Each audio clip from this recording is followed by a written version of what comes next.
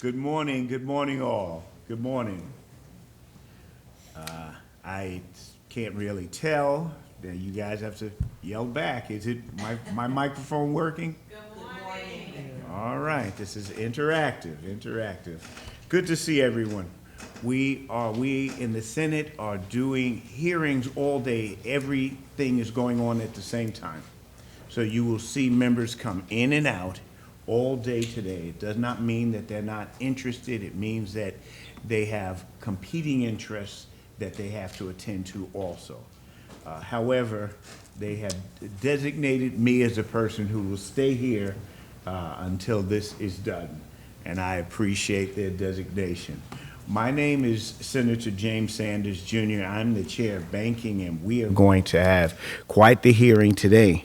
We are going to do a hearing on the disparities in New York's banking industry, banking access for consumers and small business.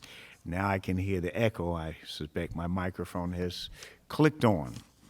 And we are really going to have a great many panelists, but I want to tell a story first because I think that things are best done with stories. Aesop's fable, and I'm going to move it around a little bit. An elephant was brought into a room, and 5 men were blindfolded and brought into the room and placed around the elephant in different parts. And then they were questioned about what was it that they were touching. One man touched the elephant's leg and said, "It's a tree. It's clearly a tree." Another man touched the elephant's nose and tusk or trunk. Thank you. We'll do this one together. And said, "It's a fire hose. It's a fire hose." Another one felt a tail and said, "It's a broom," and so on and so on. They're only by taking their mask off were they able to really put all the pictures together. Today we're going to try to do similar. We're going to look at the different pieces of the puzzle, try to find out what we are really dealing with so we can figure out how to move further. I am very interested in knowing about a problem only so that I can solve a problem. I'm not interested in knowing about it just to condemn how we fell into a hole. I am far more interested in how we're going to get out of the hole. That's my own interest, and I'm joined by some really great people. To my left, of course, is Senator Borrello, who I had no small hand in getting him on this committee, and now he is the ranker, and he will speak in a moment and introduce his member. To my far left, I like that. Oh yeah. To my left, my far left is Senator Khalil Anderson. Senator, speaking of his future, of course. Well, yes, I was speaking of his future. And not too fast, though, because he's in my district. Assemblyman Khalil Anderson, who is the chair of the Assembly Subcommittee on Banking and the Underserved Community. I'm glad that I'm really smart. So you've heard me speak of what I wanted to get out of this, and I turn it over to Senator Borrello. Thank you, Mr. Chairman. It's a pleasure to be here. Thank you for convening this hearing. Joining me on the Republican side of the aisle is Senator Jim Tedisco, a longtime member of the Senate and a former Assemblyman, and also Capital Region representative. So thank you for being here. I just wanted to take a moment to say, when you talk about disparities in banking, this is not, we thank you. Is that better? Thank you. We represent vastly different districts. I come from a very rural part of New York State, but this is still a challenge for us in the rural parts of New York State. We've seen many branches close. We have communities where literally there are no banks. So despite the fact that people may think of this in terms of urban areas where there is a lack of access, this is an issue that can be addressed across the state. So thank you for bringing this together, and hopefully we can come up with some productive discussions and identify, as you said, identify where the solutions may lie. So thank you. Thank you, sir. Senator Tedesco, if you pleased. Thank you, Chairman Sanders and Ranking Member Barella, Assemblyman Anderson, for your lead with your subcommittee, and thank all of you and our speakers and those who are part of the panels today for being here. And as you know, we're elected officials, we're senators, we're assembly people, but we're representatives. And anytime I know my colleagues can get input and guidance and a real understanding of the needs of our constituents to better create a quality of life in New York State, because we have a little bit of an exodus going on, escape here, and we want to keep people in New York State. In banking, it'd be an intricate part, everything we can do, the guidance you give us, to do what we can to reform that system, which helps people because it's part of every part of their life, whether it's their education, whether it's the loans they get for their mortgages, whether it's their small businesses, their consumers. You have a big part, and we need you to feel comfortable with the products you deal with, and as consumers, we need you to feel comfortable with the banking industry, because we want to keep people in New York State, and all the policies we have to take a look at, and our leader here, Chairman Sanders, is always open to that. And so we appreciate that very much, because he takes the input from all of us and really takes it to heart. And so does our ranking member, Barello. So thank you so much, and look forward to hearing from you on how we can better serve the consumers and the small businesses of New York State through the banking industry. Thank you, sir. Assemblyman, would you care to make an opening statement? Thank you so much. Oh, okay. Thank you so much, Senator, and to all of you for being here this afternoon, this morning, and I'm really grateful to hear from some of our witnesses, to talk, our panelists rather, to talk about some of the issues that we're seeing in communities that are underbanked. I understand that we're moving to a digital age, but we want to make sure that the brick and mortar remains for our older population, but also for those who receive other types of services. We do not want our communities to be lost to banking, to the predatory entities that exist to get other financial services and products. So it's really important that through today's hearing commissioned by Senator Sanders, that we really can get to the bottom of ways to expand banking. I'm proud to have partnered with the good senator to sponsor some legislation to support the BDD Banking Development District program so that more banking institutions can come to districts that are otherwise underrepresented. But we're looking forward to continuing working hand in glove with DFS and partnering wherever possible. So again, thank you, Senator Sanders, and to the ranker, thank you for being here as well. Thank you, sir. Thank you. I take a note of privilege to say that we have been joined by the Jamaica NAACP. This is the nation's premier civil rights group, and they have been around on this issue longer than all of us at this table combined. But they're here to see a solution today. They wouldn't mind us solving the problem today if we can. I want to thank Senate Services to make sure I don't forget that, and to my friends who are trying to keep us safe back there. It's always good to have you here. To all of the staff that have come and made sure that it is possible, thank you. In October 2023, Forbes magazine did a survey of access to banking among the states in the District of Columbia. New York State had a very poor ranking of number 45. Forbes advisor used the following 5 metrics to compare the states and D.C. Banks and credit unions per capita, predatory lenders per capita, percentage of unbanked residents, change in the percentage of unbanked residents, and percentage of residents without internet access, because that's access to online banking. We are going to hear from many different people, but we should start with, of course, our main regulators. And that, of course, is the New York State Department of Financial Services, and they are the main regulator of banking in New York State.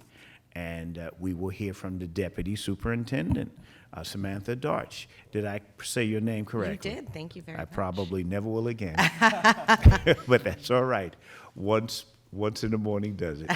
Thank you kindly for being here. Would you please make your presentation? Yes, thank you so much for having me. Chair Sanders, Ranking Member Borello, distinguished members of the I'm not Senate- sure if her mic is on. Is it on? Yeah, bring it a little closer. Is that better? Much Yeah, better. that's better. Chair Sanders, Ranking Member Borello, and all distinguished members of the Senate Banks Committee and the Assembly, thank you for inviting the Department of Financial Services to testify for the hearing examining disparities in the New York banking industry. My name is Samantha Darsh. I'm the Deputy Superintendent of the Consumer Examination Unit, or CEU, at the department. The department regulates the activities of approximately 3,000 banking, insurance, virtual currency, and other financial institutions with assets totaling more than $9 trillion. This includes over 1,200 depository and non-depository financial service providers and nearly 1,800 insurance companies. DFS provides an average of nearly $1 billion to the state and New Yorkers every year through restitution to consumers and health providers, penalties paid to the State General Fund, and DFS assessment revenue reappropriated to other state entities. The department's operating expenses are assessed upon regulated entities under Section 206 of the Financial Services Law and are not a cost to New York taxpayers. The unit that I lead, CEU, ensures that regulated institutions abide by the state's Consumer Protection, Fair Lending, and Community Reinvestment Act laws and regulations, increases consumer access to traditional banking and lending services in underserved communities through the Banking Development District, or BDD program, and evaluates regulated institutions' branching, investment, and merger applications for their performance records and community development objectives. CEU also houses the department's Student Protection Unit, which licenses and supervises student loan servicers, monitors student-related financial practices in New York, and educates and advocates for student borrowers and their families about available financial products and services. Under Superintendent Harris's leadership, DFS has expanded its focus on kitchen table issues, taking a more proactive approach to protecting consumers by implementing new laws, promulgating new regulations, issuing regulatory guidance to enhance transparency, and returning money directly to New Yorkers in the form of restitution. This expanded focus on kitchen table issues has been solidified into the department's revamped mission statement, which was unveiled in 2022. The mission now states, the New York State Department of Financial Services seeks to build an equitable, transparent, and resilient financial system that benefits individuals and supports business. Through engagement, data-driven regulation and policy, and operational excellence, the department and its employees are responsible for empowering consumers and protecting them from financial harm, ensuring the health of the entities we regulate, driving economic growth in New York through responsible innovation, and preserving the stability of the global financial system. Ensuring that all New Yorkers are able to conduct their financial lives safely and affordably and have a pathway to economic well-being is critical to the mission of DFS. In 2022, the legislature passed and the governor signed into law a bill that required DFS to conduct a study of underbanked communities and households in New York and make recommendations to improve access to financial services for them. Unbanked households are defined as those in which no member has a checking or savings account at a bank or credit union. Underbanked households are defined as those which have a checking or savings account but have conducted some of their financial service transactions through a non-bank provider. The study was delivered to the legislature last year and created a benchmark of financial services available to New Yorkers. The report reinforced what we already know about the financial system in our state, which generally mirrors national trends. Fewer New York households are unbanked or underbanked than just a few years ago. There are a few reasons for these trends. First, the increased availability of secure and affordable online and mobile bank accounts. Secondly, the COVID-19 pandemic created a unique bankable moment for households who were receiving direct payments from the government during the crisis. A wide variety of financial service providers are active in New York State, from traditional financial service institutions such as banks, credit unions, to non-bank financial service providers such as money transmitters and retail check cashers. Speaking generally, the downstate region has the highest density of bank and credit union branches, but overall, from 2017 to 2022, there was a notable decrease in the number of bank branches in the state, going from 5,122 branches in 2017 to 4,269 branches in 2022. While there was a slight uptick in credit union branches over the same period, from 1,037 to 1,056, it was not enough to cover the difference. In New York and across the nation, the underbanked rate for white and black households decreased substantially over the past decade, while remained virtually the same for Hispanic households. In 2021, there were an estimated 452,471 unbanked households in New York, which accounts for 5.9% of total households in the state. Since 2009, the unbanked rates for households in both New York and across the nation have dropped by nearly half. While this overall downward trend is an encouraging sign of improving access to financial services for New York's broader population, it masks the reality that certain demographic groups remain disproportionately unbanked. Studies show that the socio-demographic factor most strongly associated with the likelihood of being unbanked is low income. Household income is thus an important characteristic when analyzing the banking status of households, particularly in New York, which has the highest level of income inequality in the United States. New York is also one of the most racially and ethnically diverse states in the nation. Compared to the general U.S. population, New York has a higher percentage of Black, Asian, and Hispanic residents. At the same time, Black and Hispanic households in New York have higher unbanked rates than Black and Hispanic households nationwide. Under Superintendent Harris's leadership, DFS has taken significant steps to facilitate consumer access to financial services and products, including through the Banking Development District Program, New York Basic Banking Requirements, and DFS's robust supervision of all state-chartered banking institutions, including for consumer protection considerations and community support requirements. The legislature created the BDD program to encourage the establishment of banking branches where there is a need, in part to reduce the number of and underbanked New Yorkers while also fostering local economic development. Strong community support from local organizations, residents, small businesses, and elected officials is a critical piece of establishing a BDD. To date, DFS has approved 55 BDDs across the state. Superintendent Harris, during her tenure, has approved 4 banking development branches, 2 in the Bronx, 1 in Poughkeepsie, and 1 in Brooklyn. Notably, the Heritage Financial Credit Union in the city of Poughkeepsie is the first credit union to be approved through the program. Getting a consumer to open a bank account can be a powerful tool to reduce finance charges, encourage savings, and credit building. However, many consumers in low and middle income communities who have opened accounts have often found themselves taxed with fees if they overdraw their account, dip below a balance threshold, or fail to use their account regularly. It is well documented that these high and unpredictable bank account fees are among the reasons that many households remain unbanked. Superintendent Harris has tackled these punitive fees head-on. First, Superintendent Harris issued guidance to expand access to low-cost bank accounts for New Yorkers. State-regulated banks can now offer Bank-On certified accounts as an alternative to the New York Basic Banking account. Affordable bank accounts like Bank-On eliminate overdraft, account activation, closure, dormancy, inactivity, and low balance fees. In the 16 months following the issuance of the guidance, 23 New York chartered banking institutions have begun offering Bank-On accounts, expanding the options that New Yorkers have to access safe, affordable banking services.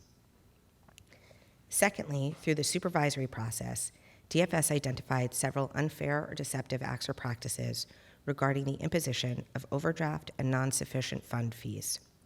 DFS communicated these findings in guidance in 2022, making clear that the department considered these fees prohibited, including authorized positive settle negative transactions, overdraft protection fees, and representments. During consumer compliance and fair lending examinations, the department reviews bank practices with regard to these fees. The department's guidance was nation-leading, and the FDIC followed up with similar national guidance. While the guidance was an important step in addressing some problematic fee practices, the department lacked sufficiently clear legal authority to address other overdraft and NSF fees that disproportionately harm low and moderate income New Yorkers.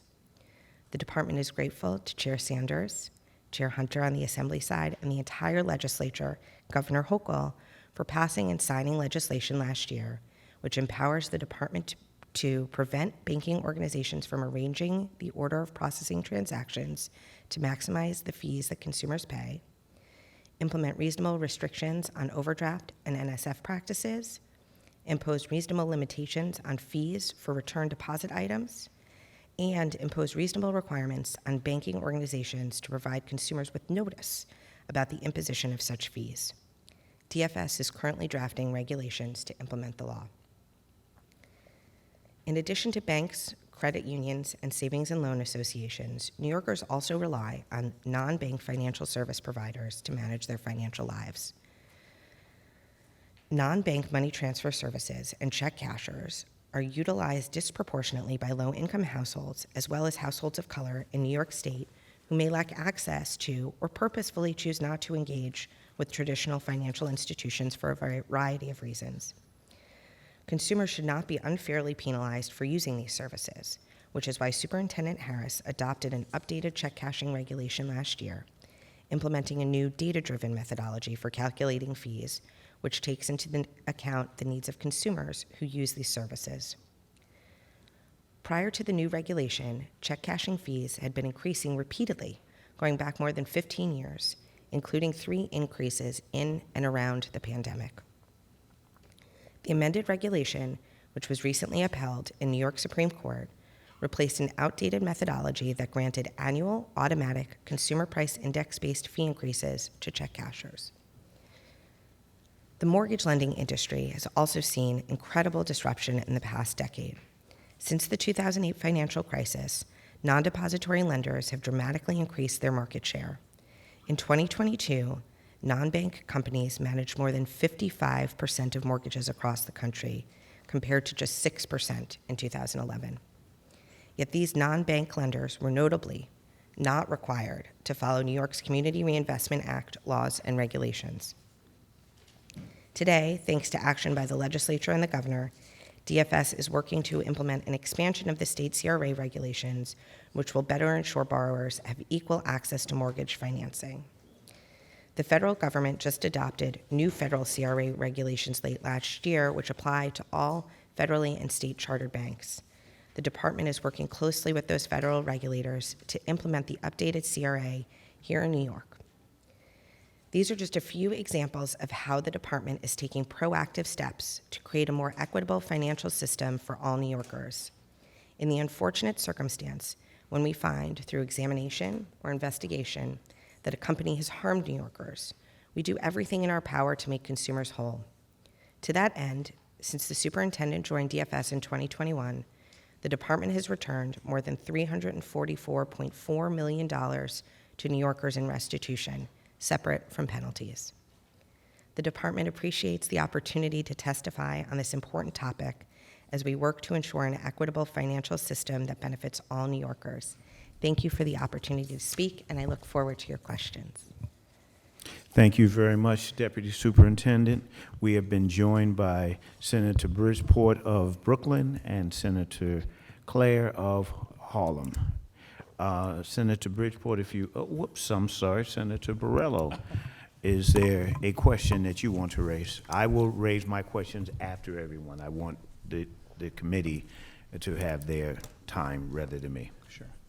First of all, thank you, Mr. Chair, and thank you, Deputy Supervisor, for being here and testifying. I think, you said a lot of different things and to talk about this. How do we address this issue? But one of the things that concerns me, that always concerned me, as the, is the impact that we have is largely on state chartered banks. Okay, you brought up in your testimony, you have a statistic that mortgage lenders, non-bank lenders, non-depository lenders, were once 6%, and they're now 55% of mortgages. And they don't have to follow the Community Investment Act. So I guess are the problems we're seeing now in underbanked areas, what is the relationship between, I guess, the impact on state chartered banks from a regulatory and legal, the laws that we pass, the regulations that we impose? Is that in part creating this disparity because we've lost a lot of state chartered banks over the years? Thank you so much for that question, Senator Borrello. I will note that thanks to your action, mortgage lenders will now be subject to the CRA. We hope and plan to have that regulation online shortly. I don't want to commit to a timeline, but we're working through a lot of issues with that. But we're confident that we'll sort of level the playing field there. And that's why we've taken such a careful focus on the action on the federal level, particularly around the CRA.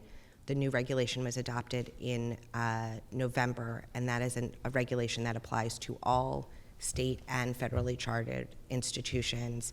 And so we're working with folks like Mr. Witkowski to align our CRA regulations with the federal CRA regulations, but as always, keep those New York-specific issues in mind and make sure that our CRA is responsive to our needs here in New York. All right, thank you. You brought up also in your testimony that we obviously there's a higher reliance now on online banking. There are challenges there. You have to have broadband access, which is a huge challenge in my district. There's no doubt about it. You also have to have a computer or access to one, and a secure connection because most people don't want to show up. You don't want to bank at the public library, right? And use a public computer for their banking.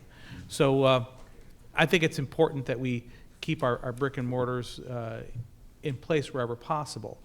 But to speak to the online banking portion of it, where do you see are the remedies to ensure that we can safely and effectively expand that and still make sure we're not creating issues for our particular state chartered banks? The department is part of the state's digital equity task force, and we're working closely with our sister agencies on expanding broadband access. While we don't have sort of control over where the internet goes, we've noticed through our work that there is a real correlation between broadband access and underbankedness, and you see it sort of at the lower income band and also, as you noted, in more rural areas of the state.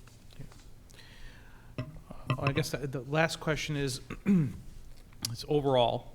I would just speak to where do you think we are in the regulatory?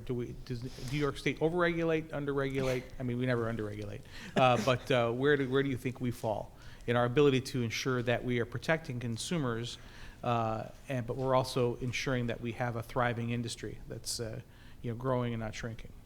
Yeah, I'm confident that the department is taking a real data-driven, rational approach to regulation. We're a prudential regulator, right? We care about the health and safety of the institutions we regulate and the consumers who utilize their services. So we're always keeping that balance in mind, and that's part of our everyday work, right? It's being transparent in our regulations. It's working with our regulated entities. It's working with communities. It's working with all of you to make sure that our laws and regulations are responsive to the needs of the whole community. Right. Yeah, and I think that's this is New York State. There's no shortage of of consumers. There's no shortage of people that want to use the services of our banks. So, if to me the stress is not from the supply side for them. It's more about the regulatory side that may be creating these inequities across the state. So I think that we need to be cognizant of that as both as legislators, as regulators, that ultimately we are in I guess a rich environment when it comes to opportunity, and we have to make sure we're being careful in how we regulate things, particularly when we start talking about the difference between state chartered banks and other institutions, to ensure that we're creating an environment that allows them to prosper, because there's certainly no shortage of opportunity here in New York State. Even in some of our most underserved communities, there's still opportunity. It's just a question of are we allowing that to happen. So I'll finish with that statement. So thank you very much for being here. Thank you, Senator. Will you forgive me, Senator Bridgeport? I was supposed to have had Mr. Ashanti Muhammad testify before we opened it up. This new technology and doing things a new way, well, part of my sins that I'll have to answer for. Mr. Ashanti Muhammad, it's good. This is, I think I can announce you as the new executive director of the Joint Center for Political Studies, one of the premier think tanks in the U.S., and certainly the premier black think tank in the U.S., and he is our new president there. It is good that you're joining us. We will do a lot of work in the future, sir. Would you care to testify? Yes, I would. Thank you very much. And I actually start becoming president and CEO of the Joint Center for Political and Economic Studies March 11th. So I'm the incoming president, with Jessica Fulton being the interim president and longtime lead scholar at Joint Center. I first want to thank Senator James Sanders Jr., chair of the New York State Senate Bank Committee, and his staff for inviting me and for the coordination required so I could participate in this hearing.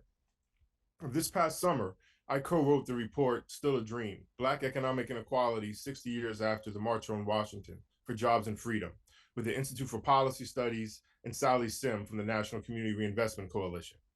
60 years after the famed March on Washington for Jobs and Freedom, where Dr. Martin Luther King gave his landmark I Have a Dream speech, African Americans are on a path where it will still take centuries to reach economic equality with whites. Before we look at stagnating economic inequality, let me note a few key areas where African Americans have made economic progress. In 1963, Black Americans had a stunningly high poverty rate of 51%, with a white poverty rate of 15%. In January of 1964, President Lyndon Johnson declared a national war on poverty. By August 1964, the Economic Opportunity Act was passed, along with the Food Stamp Act. In 1965, the Elementary and Secondary Education Act was passed, along with the Social Security Act. By 1969, the Black poverty rate had gone down to 32%. Today, Blacks are still disproportionately in poverty, but also at historically low poverty rates. In 2022, the poverty rate for African Americans was 17% and for white Americans 9%. There's still much work to be done to eradicate poverty in the United States. Another example of progress in bridging racial inequality is in education. Black high school attainment rate has sharply increased over the past 60 years, from about 25% in 1962 to 90% in 2022. The Black-white education gap as a result has narrowed. However, there's still a substantial divide between Black college attainment and white college attainment. For the college attainment advantage for whites in 2022, 1.7 times that of Black Americans, is substantially lower than the advantage whites had in 1962, when they were 2.4 times more likely to have a college degree than Black Americans. In education, there has also been progress in bridging Black-white inequality. The final area of progress I will mention is employment. Unemployment has been at historically low rates for African Americans over the last few years. Between 1974 and 1994, Black unemployment consistently remained in the double digits, with rates twice as high as those for white Americans. From 1994 to 2017, Black unemployment rates varied between 7% and 10%, occasionally spiking to near 17% during recessions. However, since 2018, Black unemployment has reached record lows of 5% and 6%, except during the 18-month recession caused by COVID-19. In education, unemployment, and poverty, there has been gradual progress in bridging Black-white inequality, yet there has been minimal progress in bridging income and wealth inequality for African Americans. In terms of income, for every dollar of white family income, African Americans had 58 cents in 1967. In 2021, African Americans had 62 cents to the white household's dollar. With this same rate of progress, it would take Black households 513 years to reach income parity with white households. In terms of the wealth, in 1962, African Americans had 12 cents for every dollar of wealth, according to analysis in the paper Wealth of Two Nations, the U.S. Racial Wealth Gap, 1860 to 2020. By 2019, African Americans had 18 cents for every dollar of wealth. Bridging that 6 cents of wealth took almost 60 years. If that were to continue, it would take 780 years for African Americans to be able to bridge that wealth divide. It is too often framed that we are not where we want to be in terms of racial equality, but we're getting there. And the point of this analysis is that noting that we are not getting there. I often state that the foundation of racial inequality is racial economic inequality, and the foundation of racial economic inequality is the racial wealth divide. Today, we are not on a path toward bridging the black-white wealth divide, estimated to be a $10 trillion divide. Serious intervention is needed if we want to repair the black-white economic divide and thus black-white racial inequality. The murder of George Floyd in the spring of 2020 pushed discussions about racial equity to the center of national attention. Though sparked by murderous police brutality, the wave of protests across every major American city that summer explicitly extended beyond the critique of state-sponsored racial violence. Protesters and pundits expanded their lens to include broader structural racism across American society and throughout the U.S. economy. The resulting movement challenged all sorts of institutions to take action in support of increased racial economic equity. McKinsey estimates that about $340 billion was pledged towards racial equity between May 2020 and October 2022. The bulk of the pledges, some 93% of total commitments, came from the financial sectors, representing less than 8% of all companies analyzed. This includes the $30 billion pledge made by JP Morgan and the over $1 billion pledge by Bank of America.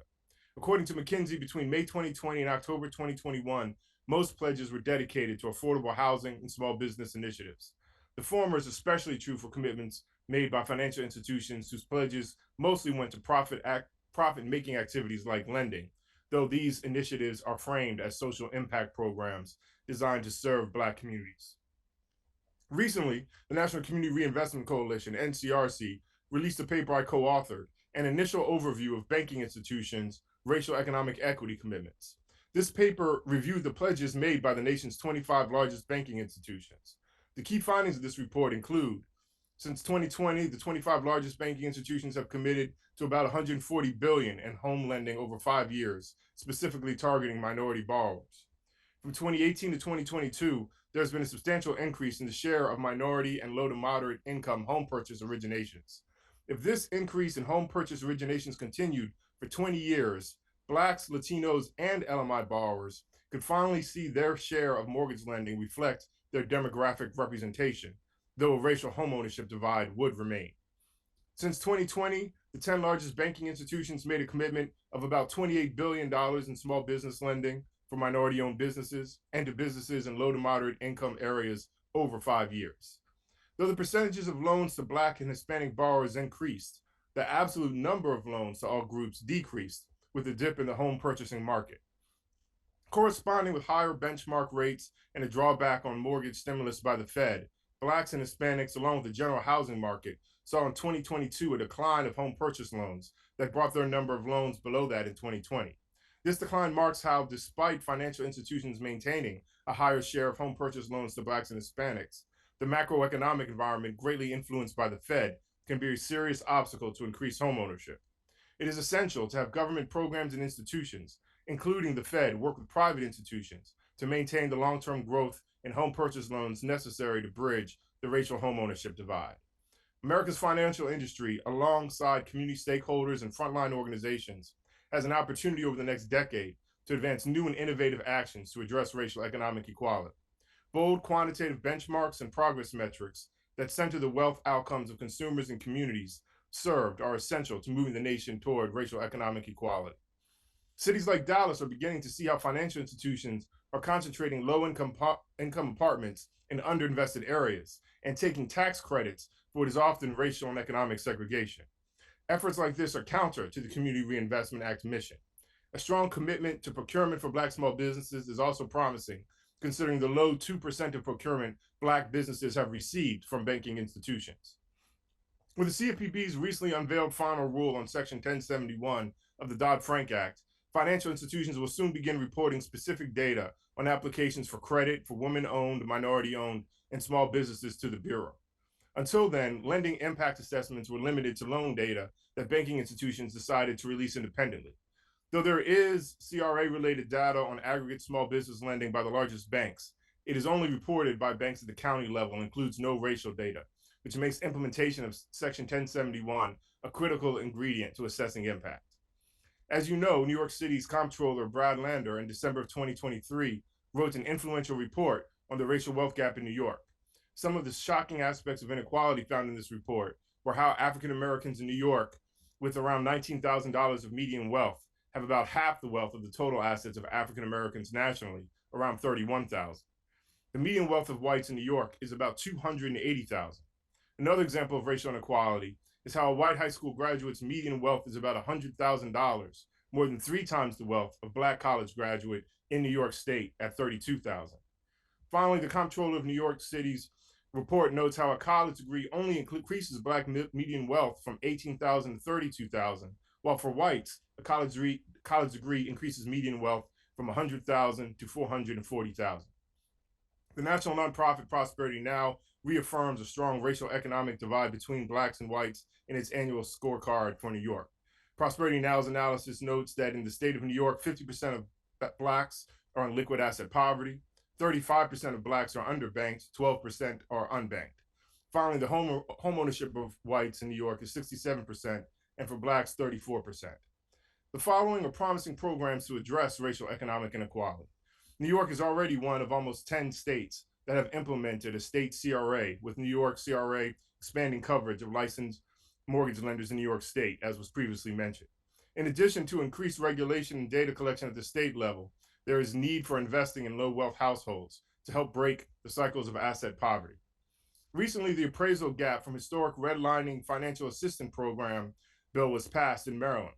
This legislation identifies the appraisal gap in formerly redlined areas that is such a problem for many African-American homeowners and invests in bridging this gap.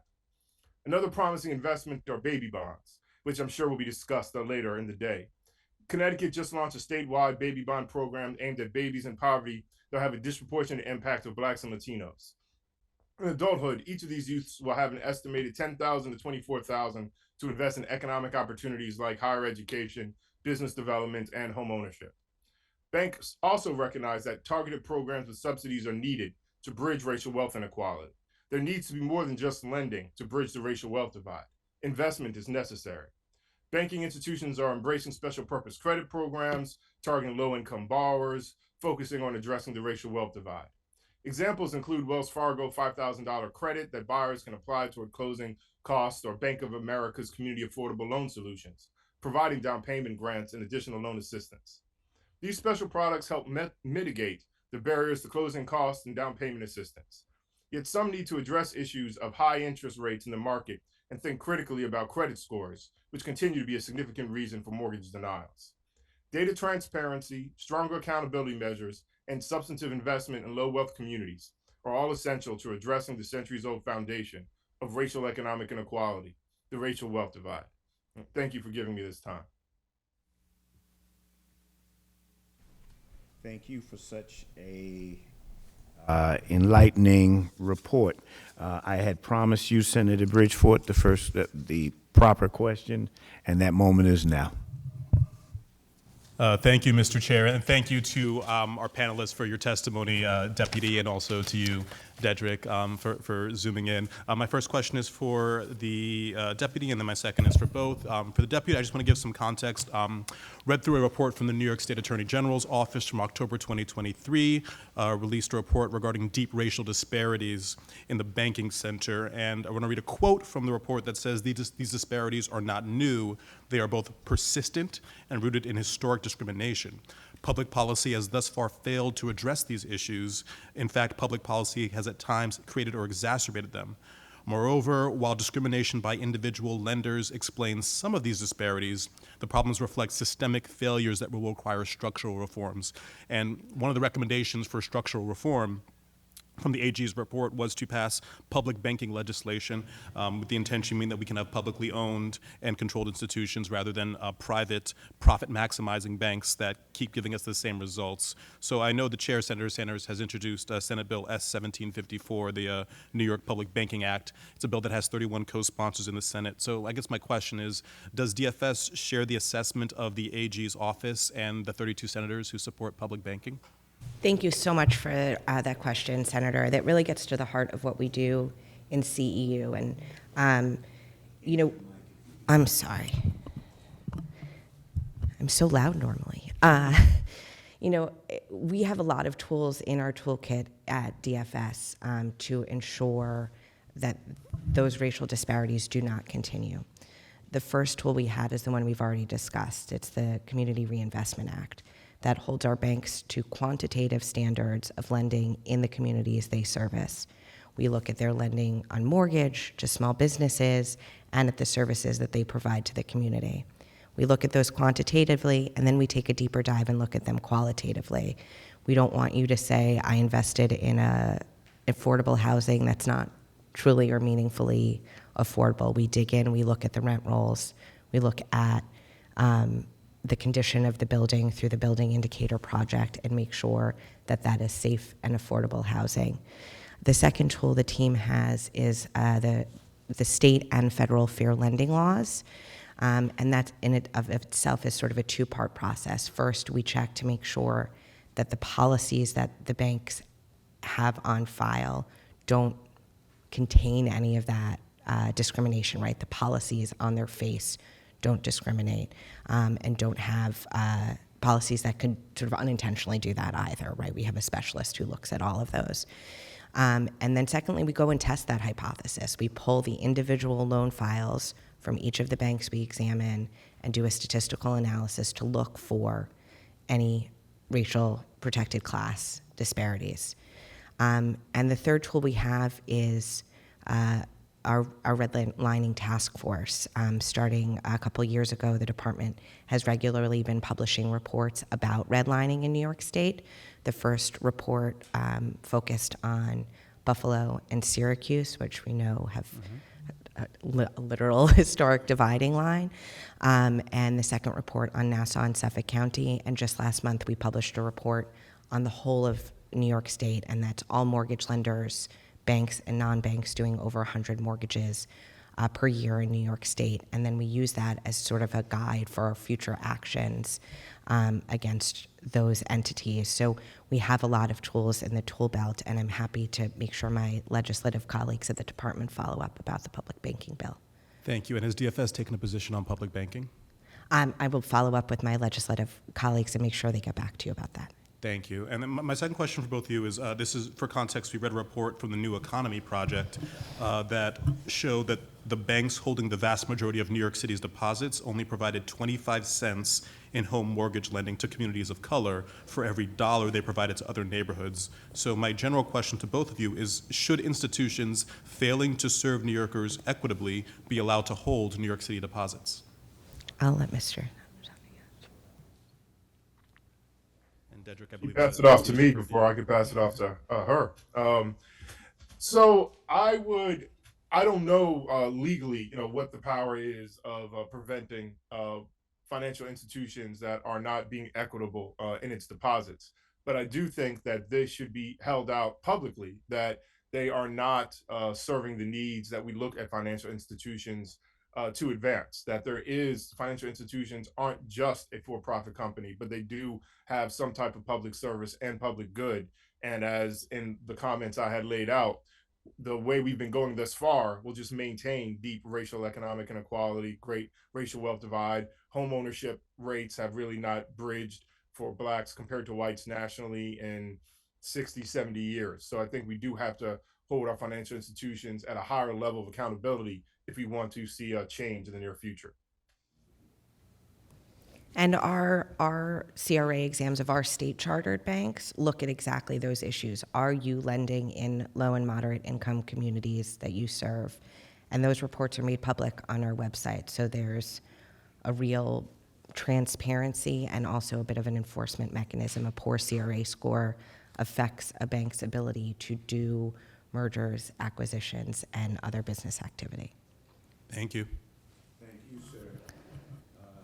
Senator Claire. Senator Bridgeport, you got my questions. But just to expand a little bit, and I think this question is for you, sir, regarding this bullet here, the percentages of loans to Black and Hispanic borrowers has increased. The absolute number of loans to all groups decreased with a dip in the home purchasing market. And do you have this compared to how many, any data on the application rates? I know that there's an increase, right, but how does that compare to how many people applied? Yes, I'm sure NCRC could get you that information. I mean, I think the reason there was a decrease was that the market, declined as a whole with high mortgage rates and maybe even, more expensive homes. I do think for private companies, what we should hold them accountable for is their percentage share that they're lending to Blacks and Latinos and others. So we can be clear that when a market is strong, they maintain that increase. And when the market is weak, it's hard to punish the for-profit company for following the market, though it might speak to the need for other types of lenders to be available for when the market is not sufficient in advancing particularly Black homeownership, and the market hasn't been sufficient for decades. And we could argue the market hasn't been sufficient to provide affordable housing in general for generations. Right. And just to just expand on what Senator Brisport was asking, and aside from calling them out and putting them on the website, and even the question whether they should hold deposits or not, do you have any recommendations for bad actors? This is something that has continuously and historically happened in Black communities, and it has generational implications. In a place like Harlem, the redlining that took place years ago is still affecting and impacting Black people's ability to own and even live and get affordable housing in that community. What tools can we use to deter this behavior and to increase the investment and fairness and equity in Black communities? Thank you so much for that question, Senator. You heard the list of what I do. This is what I care about, right? And what the superintendent cares about. And at the end of the day, we have these 3 strong tools in the CRA, in the fair lending laws, and in our redlining report. And we also have enforcement actions where we've seen discrimination. We go after it, and we make the institutions who do it really pay a price quite literally. I'd like to hear more about those prices that they pay. I'd be happy to follow up and give you and where it information about goes. that. And just finally, I know you mentioned here kitchen table.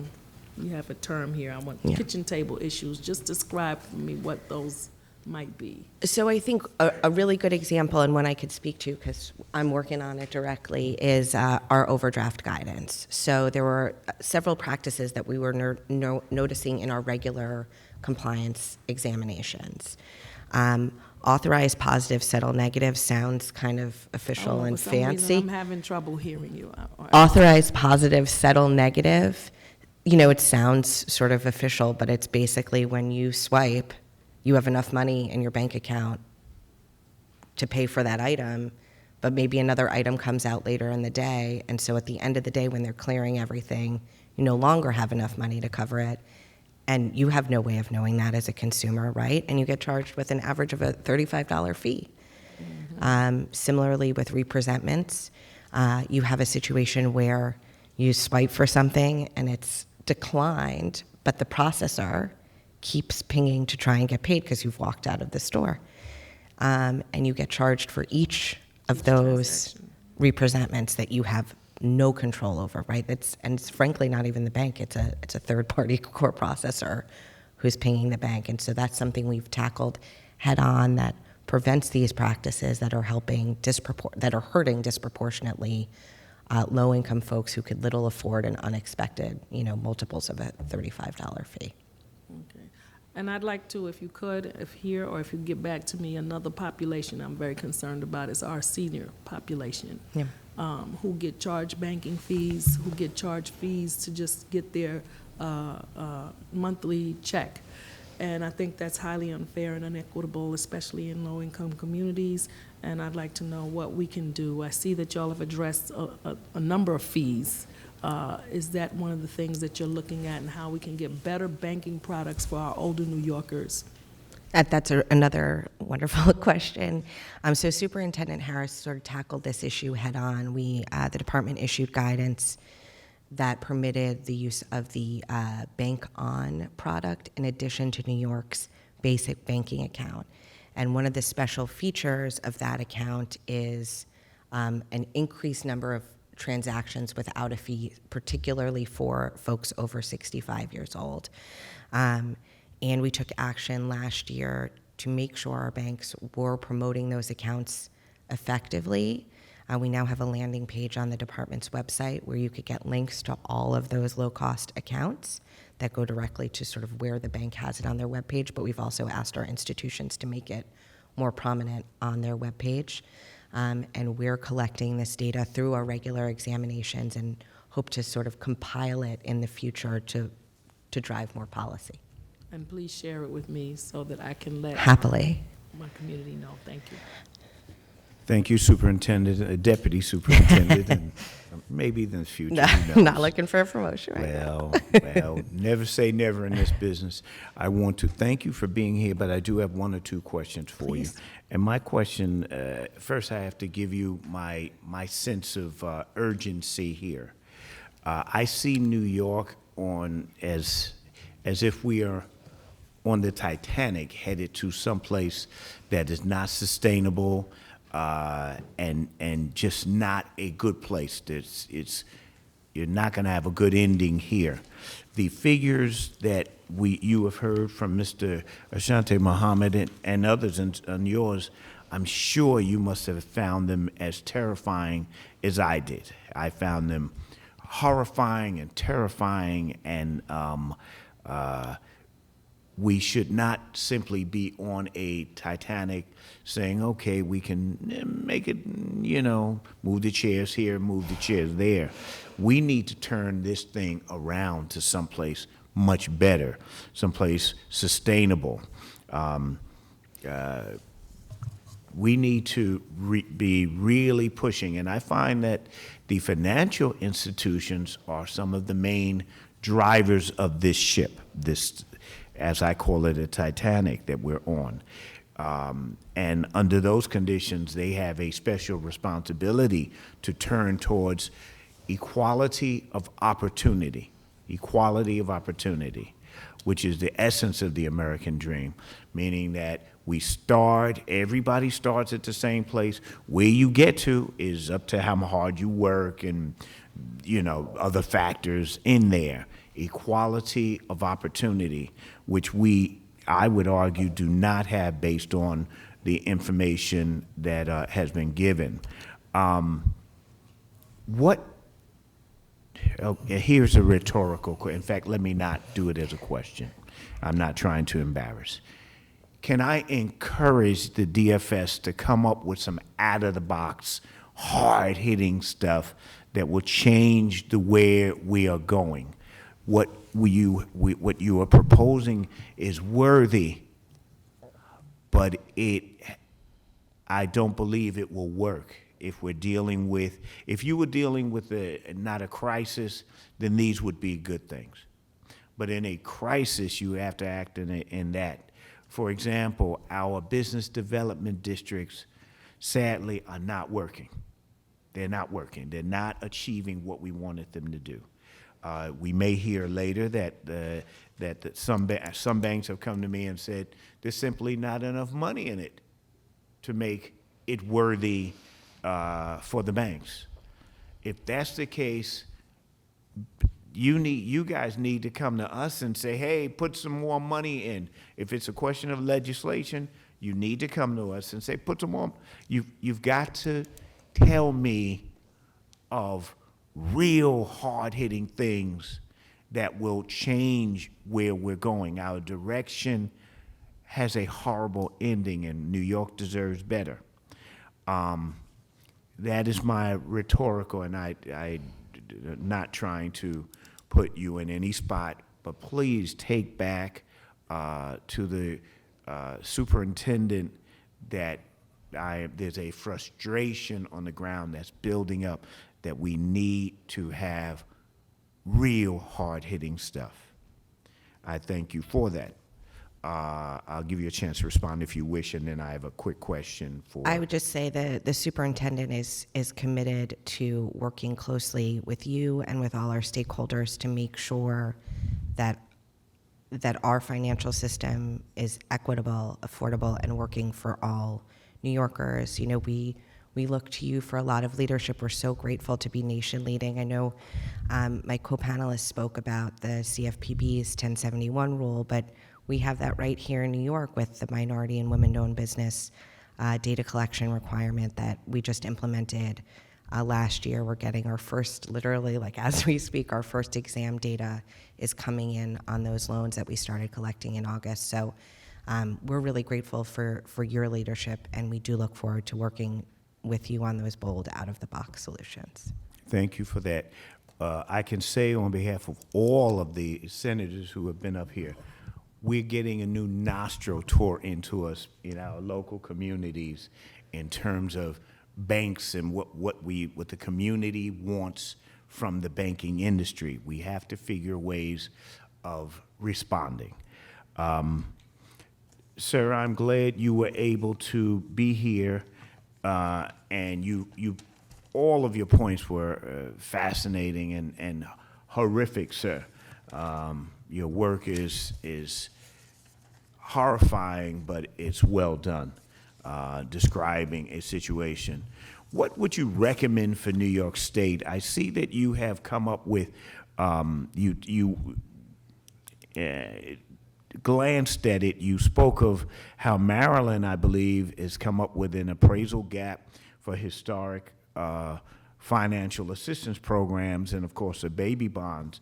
What would you, how, if you had the deputy superintendent of the state of New York's Department of Financial Services sitting in front of you virtually, what are the policies that you would recommend that New York could pursue for equality of opportunity, sir? Yes, and I believe, when some of the things are laid out, I don't believe all of this would come under the Department of Financial Services, but I could be wrong about this. But I do think if we're talking about how do we get better service of financial institutions to communities of color, to low wealth people, we really have to address the low wealth aspect. It's not just looking for outright racial discrimination. It's, I think, what has been the cause is ongoing asset poverty in communities, and financial institutions aren't designed to deal with that asset poverty, and even getting a little bit beyond the low to moderate income to really look at the differences in wealth. As we noted, there's substantial differences between Blacks and whites and Latinos of similar income in terms of wealth. And if we aren't designing products and aren't designing legislation to address those differences, which we haven't been, I think it is why we have maintained on this path of inequality. So I do, look at it being very holistic. I think it is great that financial institutions the last few years have been saying they're committed to racial equity, and they are going to, add to some subsidies, recognizing that part of their own procurement practices, part of their hiring practices, it's not just lending, though we do need to hold them accountable in lending. It's also as community institutions that are serious investors in community that we have to push them forward, and then push the policies of the state and local jurisdictions to create some of these policies that other areas are exploring. It's going to be it's a long-term effort, but I do think some of these issues that we laid out can get us on the right path. Well, I want to thank you, sir, for appearing today, and I look forward to calling you back to the witness chair on another day.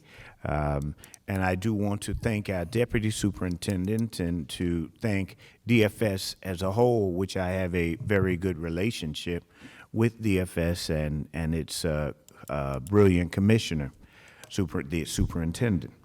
I will allow you to get away for a moment. We'll bring you back on another day. I hope it wasn't too unpleasant for you. It was a wonderful experience. Thank you for all your thoughtful questions. Well, tell the superintendent you survived it. I call the, would you call the next panel? Okay, the second panel, with John Witkowski and William Mellon, come to the table.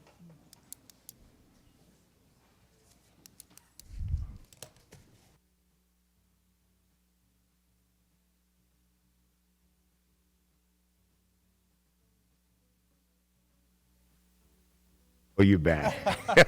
Save taxpayers some money. Sure. That's a baker. Money to be big.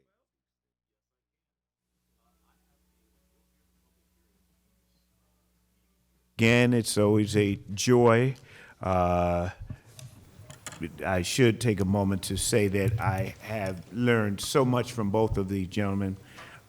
Even as you start a process where you believe that you know all of the truth. And in the journey, you meet some people who are able to give you more of the truth, give you, to show how much of the truth you have yet to learn. And both of these gentlemen have been very good in that. Let's see. Oh, I'm not going to choose. I'm going to let you guys choose who goes first. Flip a coin. John, you want to go? I'll take it. Good Well, to see you, sir. He was listed first, so I just. There you go. John was listed first. It's the first time the alphabetical order didn't affect me.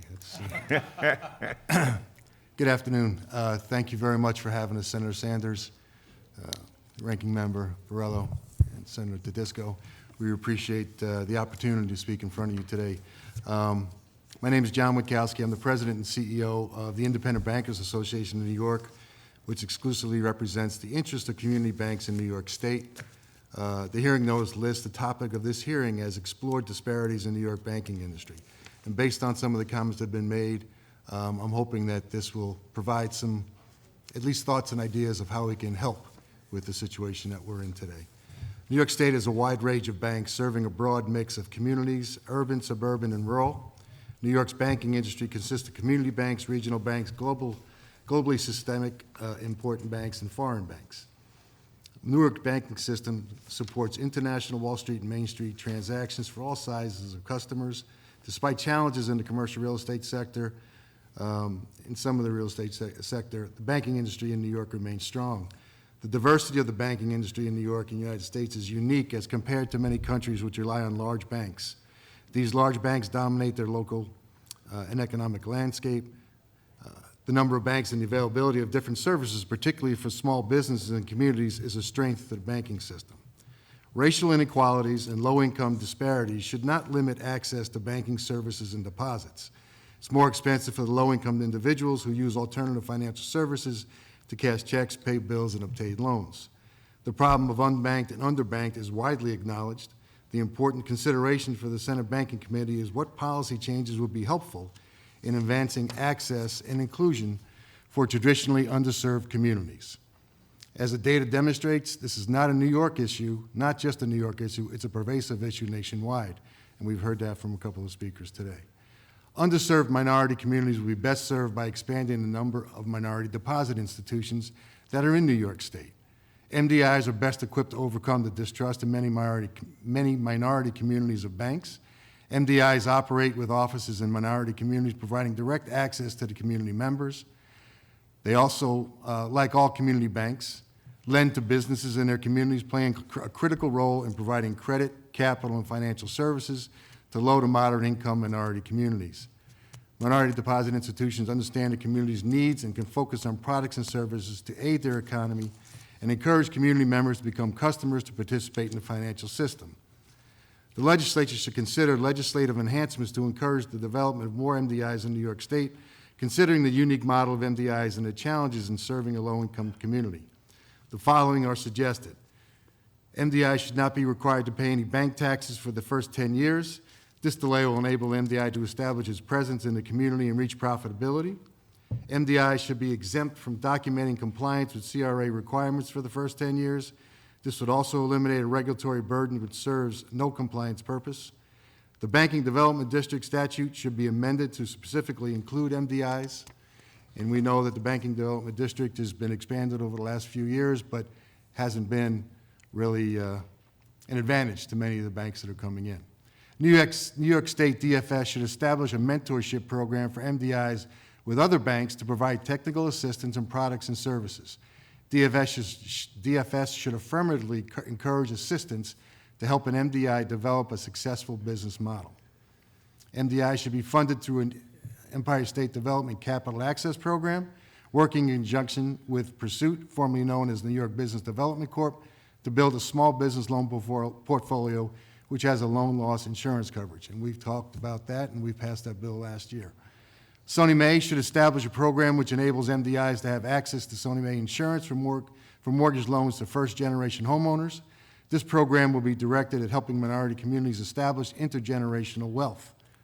MDI should have access to state deposits as provided for in the S6271 and A5521. Deposits are difficult to attract in any community, but particularly low-income communities.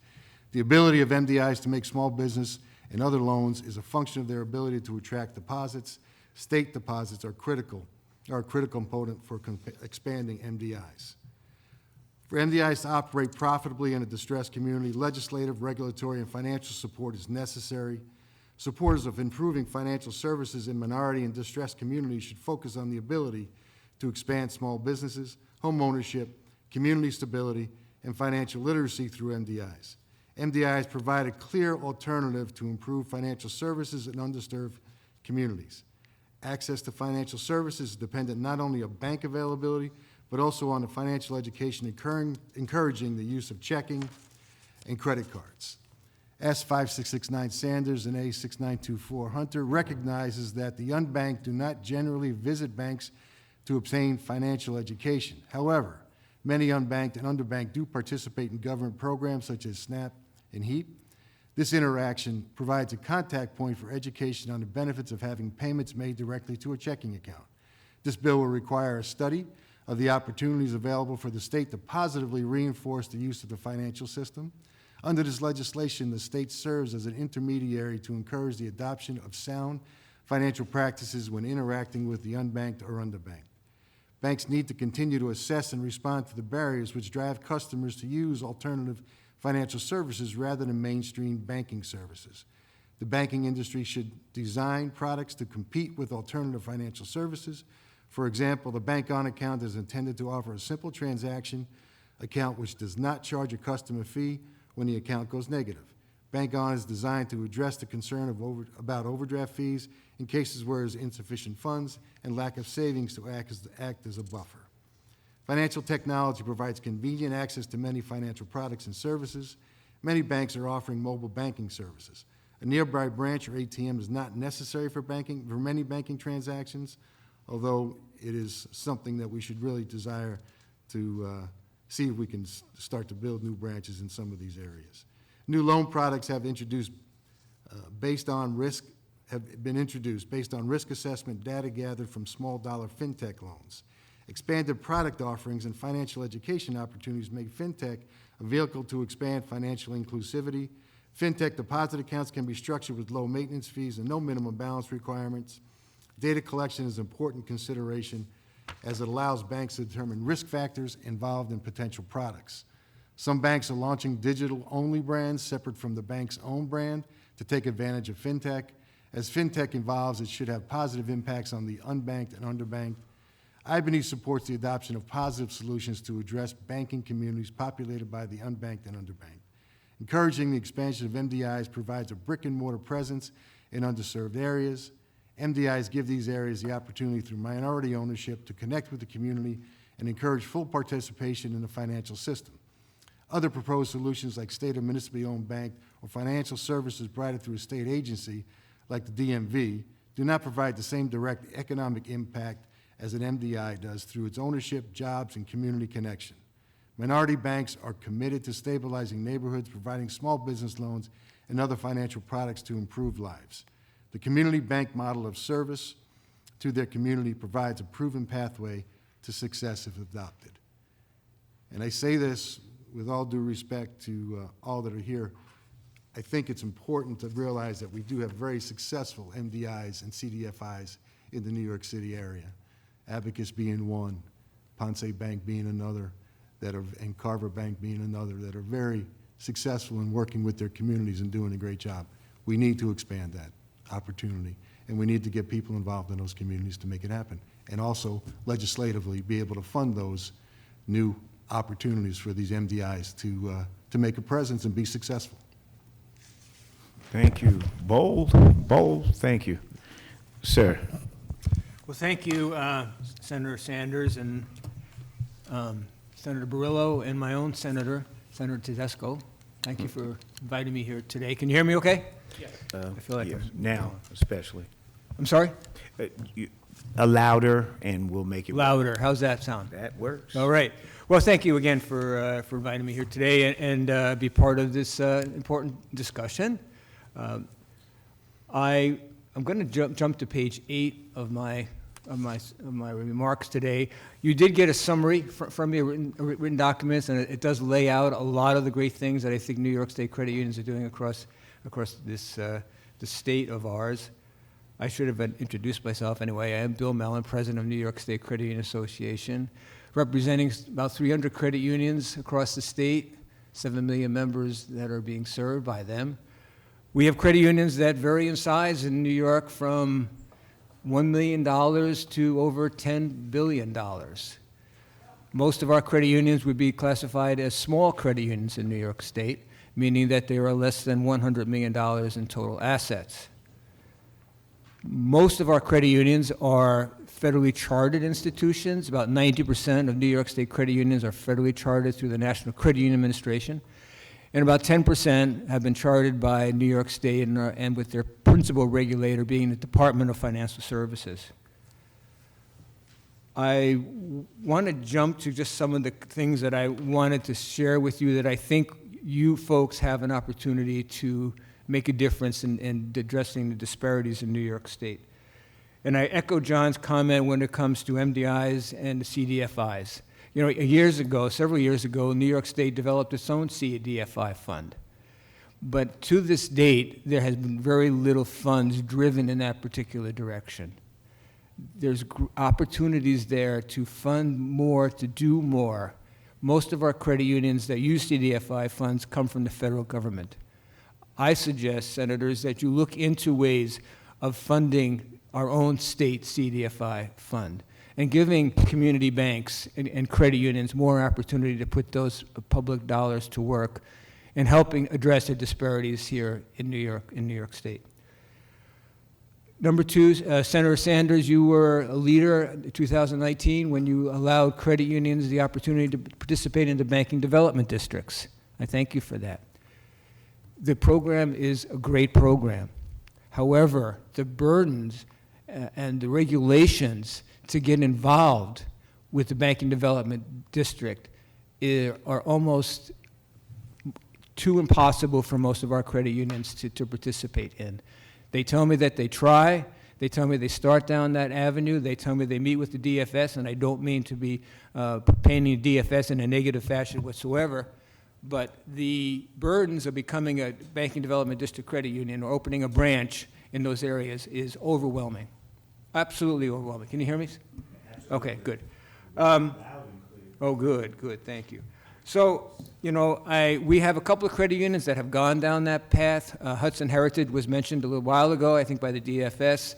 That's a credit union that was our first credit union to become a banking development district participant. Sunmark right here in the Capital District is another one. Bethpage on Long Island is now in the process of doing it. But even Bethpage, a $10 billion institution, says to me, Bill, it's not worth it. At the end of the day, it's just not worth all of the time, money, and energy it's taking for us to get there. And this is the largest credit union for us in the state of New York. So if they're saying that, what does that tell us? It tells me that it's a great program, but we just can't get there to use it. So I would ask you to revisit that, maybe study it, maybe ask the DFS to come back. How can we make this program more accessible to financial institutions, credit unions, and community banks? I'm going to go back to something else that I was thinking about before I got here, and it doesn't necessarily realm under your committee, Senator, but it's education, financial literacy. I think this is one of the biggest obstacles, problems that New Yorkers have when it comes to access to financial institutions, because they don't understand it. They don't understand the difference between a check casher and a community bank or a credit union. They don't understand really where all the fees are going, where all their money is going. I think if we go back, like everything else in the world, in our society, go back to the basics of education. Are they getting out of school understanding the basics of financial literacy? And I think when we go into our low-income minority communities, the answer is no, they don't. So I would again encourage our state elected leaders to look into, I don't want to use the word mandatory, but I think our schools could do a much better job in bringing financial literacy. Partner with community banks, partner with credit unions, have us come in, have us talk about what financial literacy is. We have a program called Financial Literacy Fair. Quickly, I'll just describe it. So every participant, every high school kid gets a card that has an income on it for the month. And some are lucky, they get a lot of money, income, some are not. But they take that card around to these various stations in the fair, and each station, they have something to do with that amount of money. Let's say it's $1,000 a month, $2,000 a month, whatever. So the first place they go to is pay their rent. Charge it out. Next where they go to is pay for their groceries. The next place they go to is decide how many times they want to go out to dinner for the course of the month. The next place is, do they want to save to go on a luxury vacation or an economy vacation, whatever the case may be. And every time that they go to these different stations, that money goes down and down and down and down. At the end of the day, there's another station that says, how much you want to save toward retirement? And they look at how much money they have left, and they don't have any money left. And it's just a great awareness of how they need to manage their funds. And the reactions have been really outstanding in that regard. Senator Sanders, I know we've talked about this many times, but my next suggestion is I'll give municipalities the option of utilizing a credit union for their municipal deposits.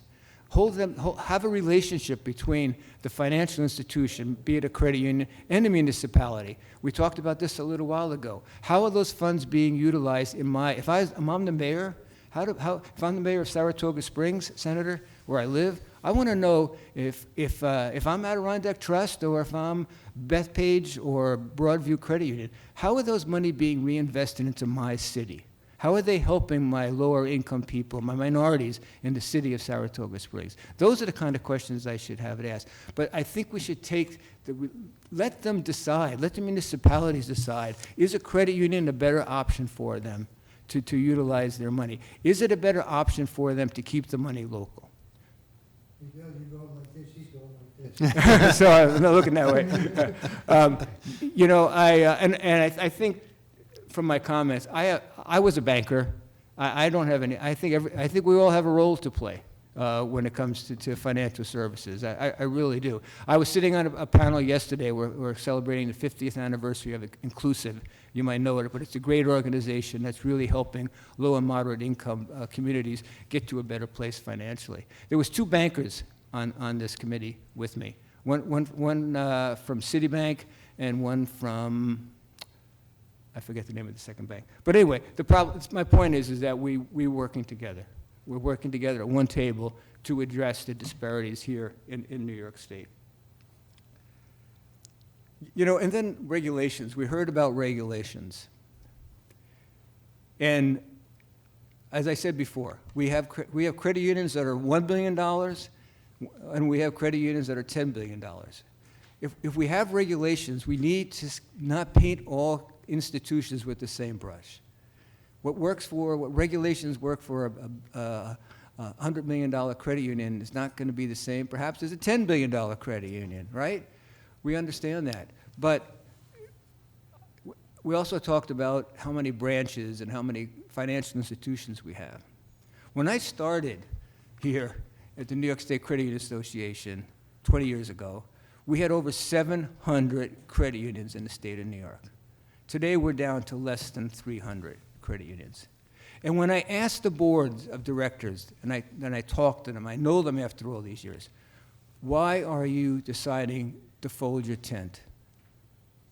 And the number 2 reason is we can't deal with the complexity of the regulations that just keep on coming and coming and coming at us.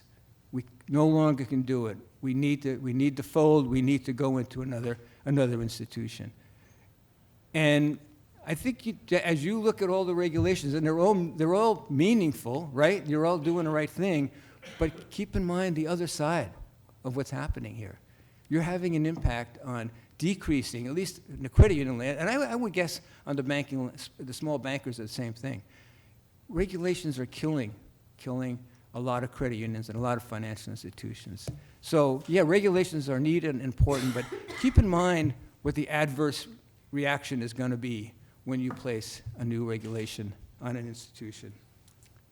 And then lastly, when I talk to people are like, incredible credit unions like Lower East Side people, Brooklyn Cooperative. We have so many incredible credit unions that are doing amazing things.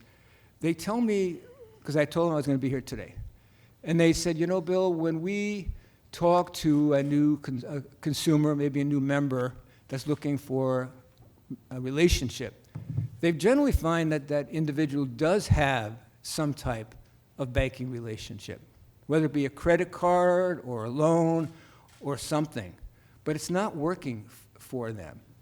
And it's not working for them, I think, is because they don't have a relationship with that bank or financial institution, excuse me.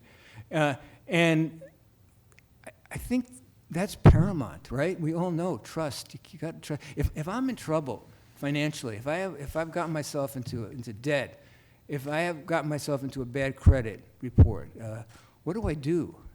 If I go to some financial institutions and I tell them how bad my credit is, well, I'm gone. Then they're not going to do business with me. So I guess my point is, Senators, is that I think we do have a lack of services, but I think it's more important because we don't have the right relationship. We don't have the right institutions doing this. Credit unions are not for-profit cooperatives. Our whole mission in life, our whole purpose in life is to bring financial well-being to consumers. We mentioned check cashers. I understand. I have friends of mine that are in the check cashing business. Again, I have nothing against them at all. But a lot of minorities, low-income, underserved people use check cashers. Why? Why do they use check? They know they're paying higher fees. They know it. You know why? Because they trust the check casher. They're not going to be embarrassed with the check casher. They understand the rules and the regulations. So they go with the check casher. They know the check casher. Yeah, they know they're paying higher fees. But it's a level of trust that they have. So banks, credit unions need to develop that same level of trust, where they can come to us and cash their check for free, where we can give them some financial guidance to get out of debt, where we can help them build for the future, where we might be able to save some money for retirement. That's not the role of a check casher. Check cashers do their job. They do transactions. We go far, far beyond that. But why? We need trust. And that's what the check cashers have, and that's what we need to work on, with your help. Thank you very much. I'm looking forward to my comments, but I will yield to my colleagues, Senator Borrello. Thank you, Mr. Chairman. Thank you both for being here. I think you both touched on the regulation issue. Okay, so we're here to discuss underbanked communities, of those folks who are underserved. But what I see, in particular in our rural communities, is it's a cost of doing business, and the regulations are the hoops you're jumping through. So I wonder if, and I guess you can both maybe briefly speak to this, is that the foundation of the problem here? Are we trying to, how about we start from the bottom up and talk about deregulating and freeing up your ability to do more business in more areas? Would that solve this problem, or at least start to address that problem? Yeah, I think when you look at some of the regulations that come out at the state level, I think they're a little bit over the top for some of the smaller banks, some of the community banks, no doubt. I think it puts a stop to what they're doing to look outward, and it keeps it inwardly focused. So they're worried about what the exam's happening, they're worried about what's going on internally instead of going out and really drumming up the business. So again, being a former banker myself, I can understand, and back in the 2007, 2008, and 9 era, knowing what inwardly focused means you're not really going out and generating the kind of business. And I think every time a new reg or guidance comes out, and again, this is nothing against DFS, I know they're doing their job, but it's just one of those things that now these smaller community banks need to focus on what the next shoe that drops, and the next thing that happens. It's definitely one that the resources, the time, and the amount of work they put into getting that to make sure it's done, and not sure where it ends up or how long it takes to review and get their exams back.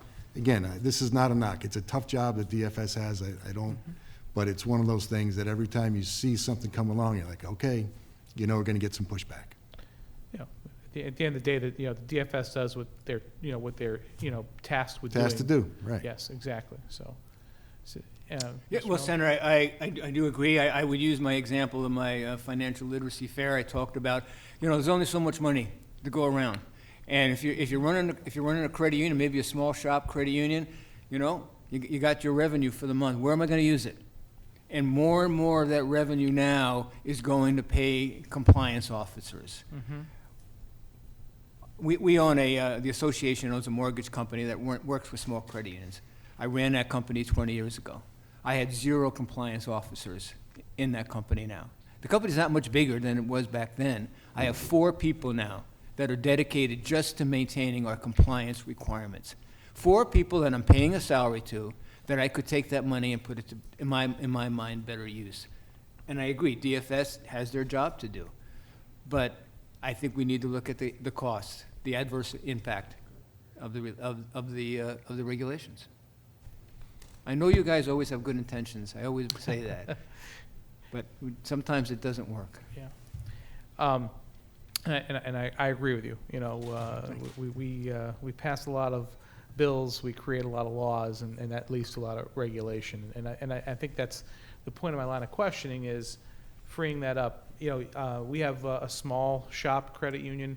We have several in my district, but the Southern Chautauqua Credit Union that does that program, Yep. the financial literacy Yep. program, they're Yep. in the schools. Yep. Yeah, and they do a Yep. great job there. Yep. And they're teaching kids that financial literacy and the responsibility. Yep.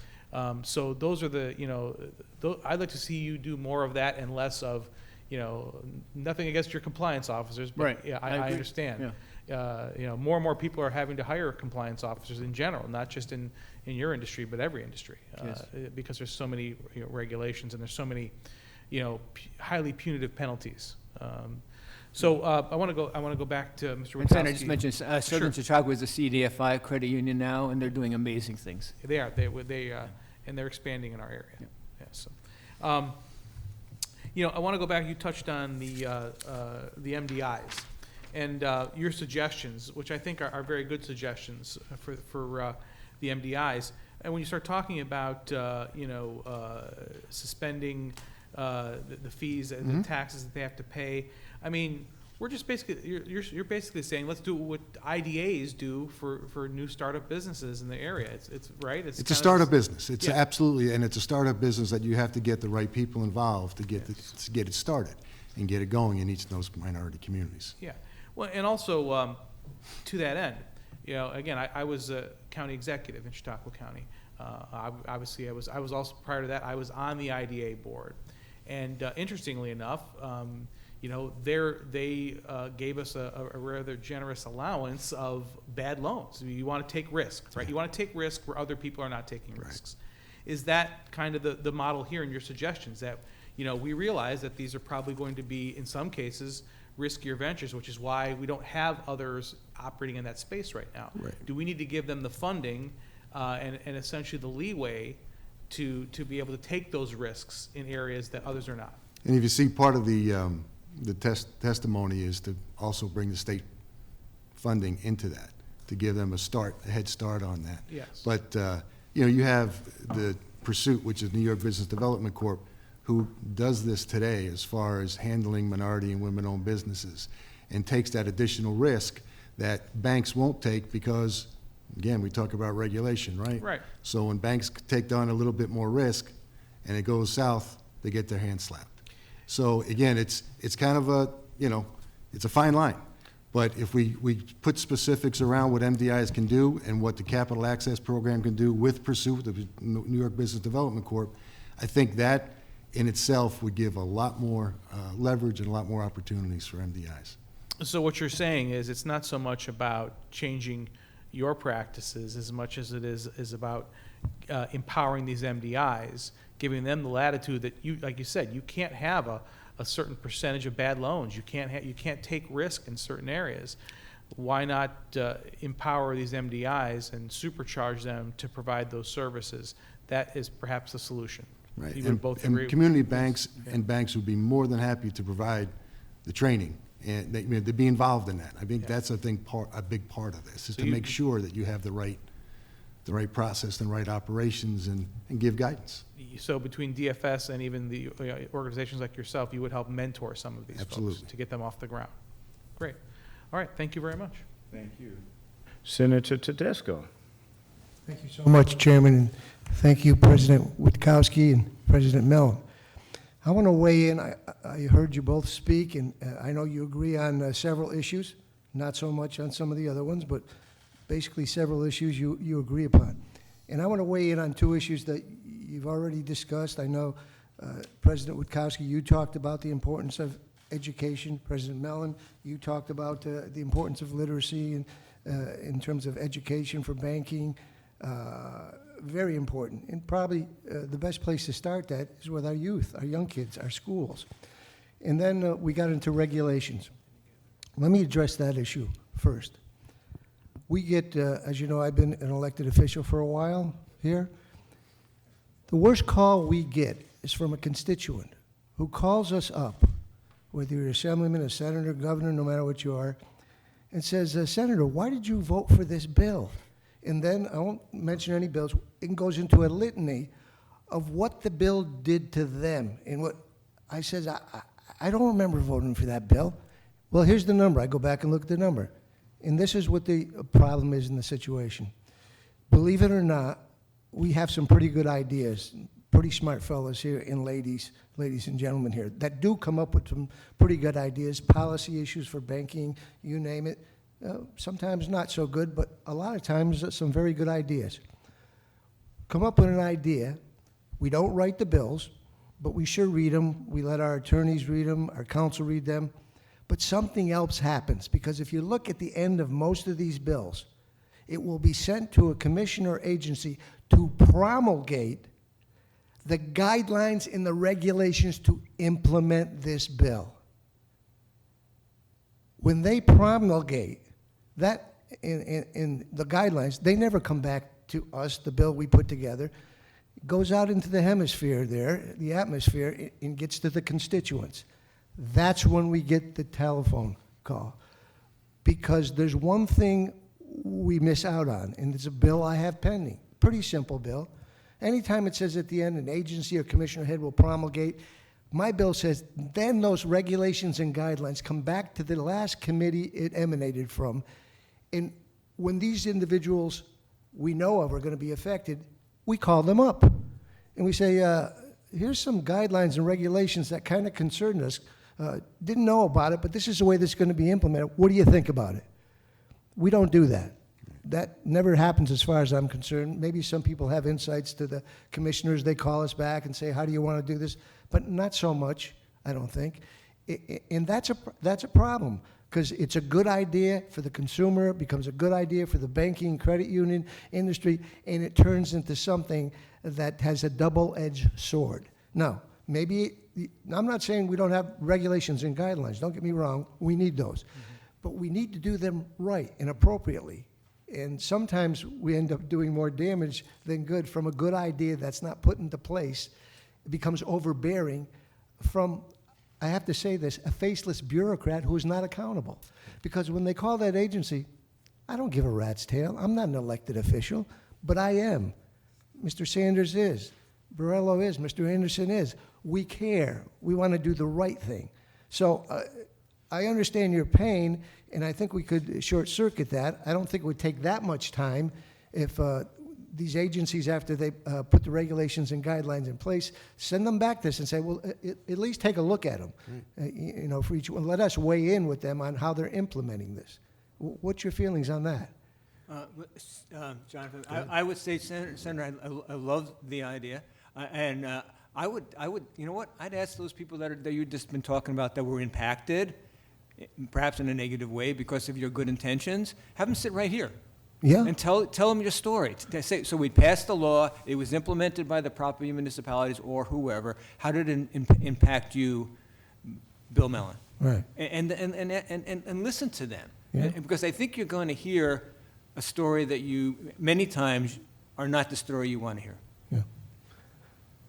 Secondary, you talked about education and literacy, so important. I cut a lot of ribbons in New York State. I'm surprised of the out-migration that's taking place, because I'm every week cutting ribbons at businesses and people, but people are kind of escaping from here. That's why it's important we have these hearings on all the policy issues, especially banking. It's so important. The most exciting ribbon cutting I think I had in a long time was at Shenandoah High School. You know what they did there? I believe it was a credit union. They implemented a credit union outlet in Shenandoah High School and let the students be the tenders there to a certain degree part-time. So, you know, I was a basketball player. I practiced very hard. I couldn't stay on television and watch the NBA and become a good basketball player. I had to do 1,000 jump shots every day, wear ankle weights because I was 5'8", you know, be able to grab the rim with two hands because I was out there. We got to get kids with hands-on experience.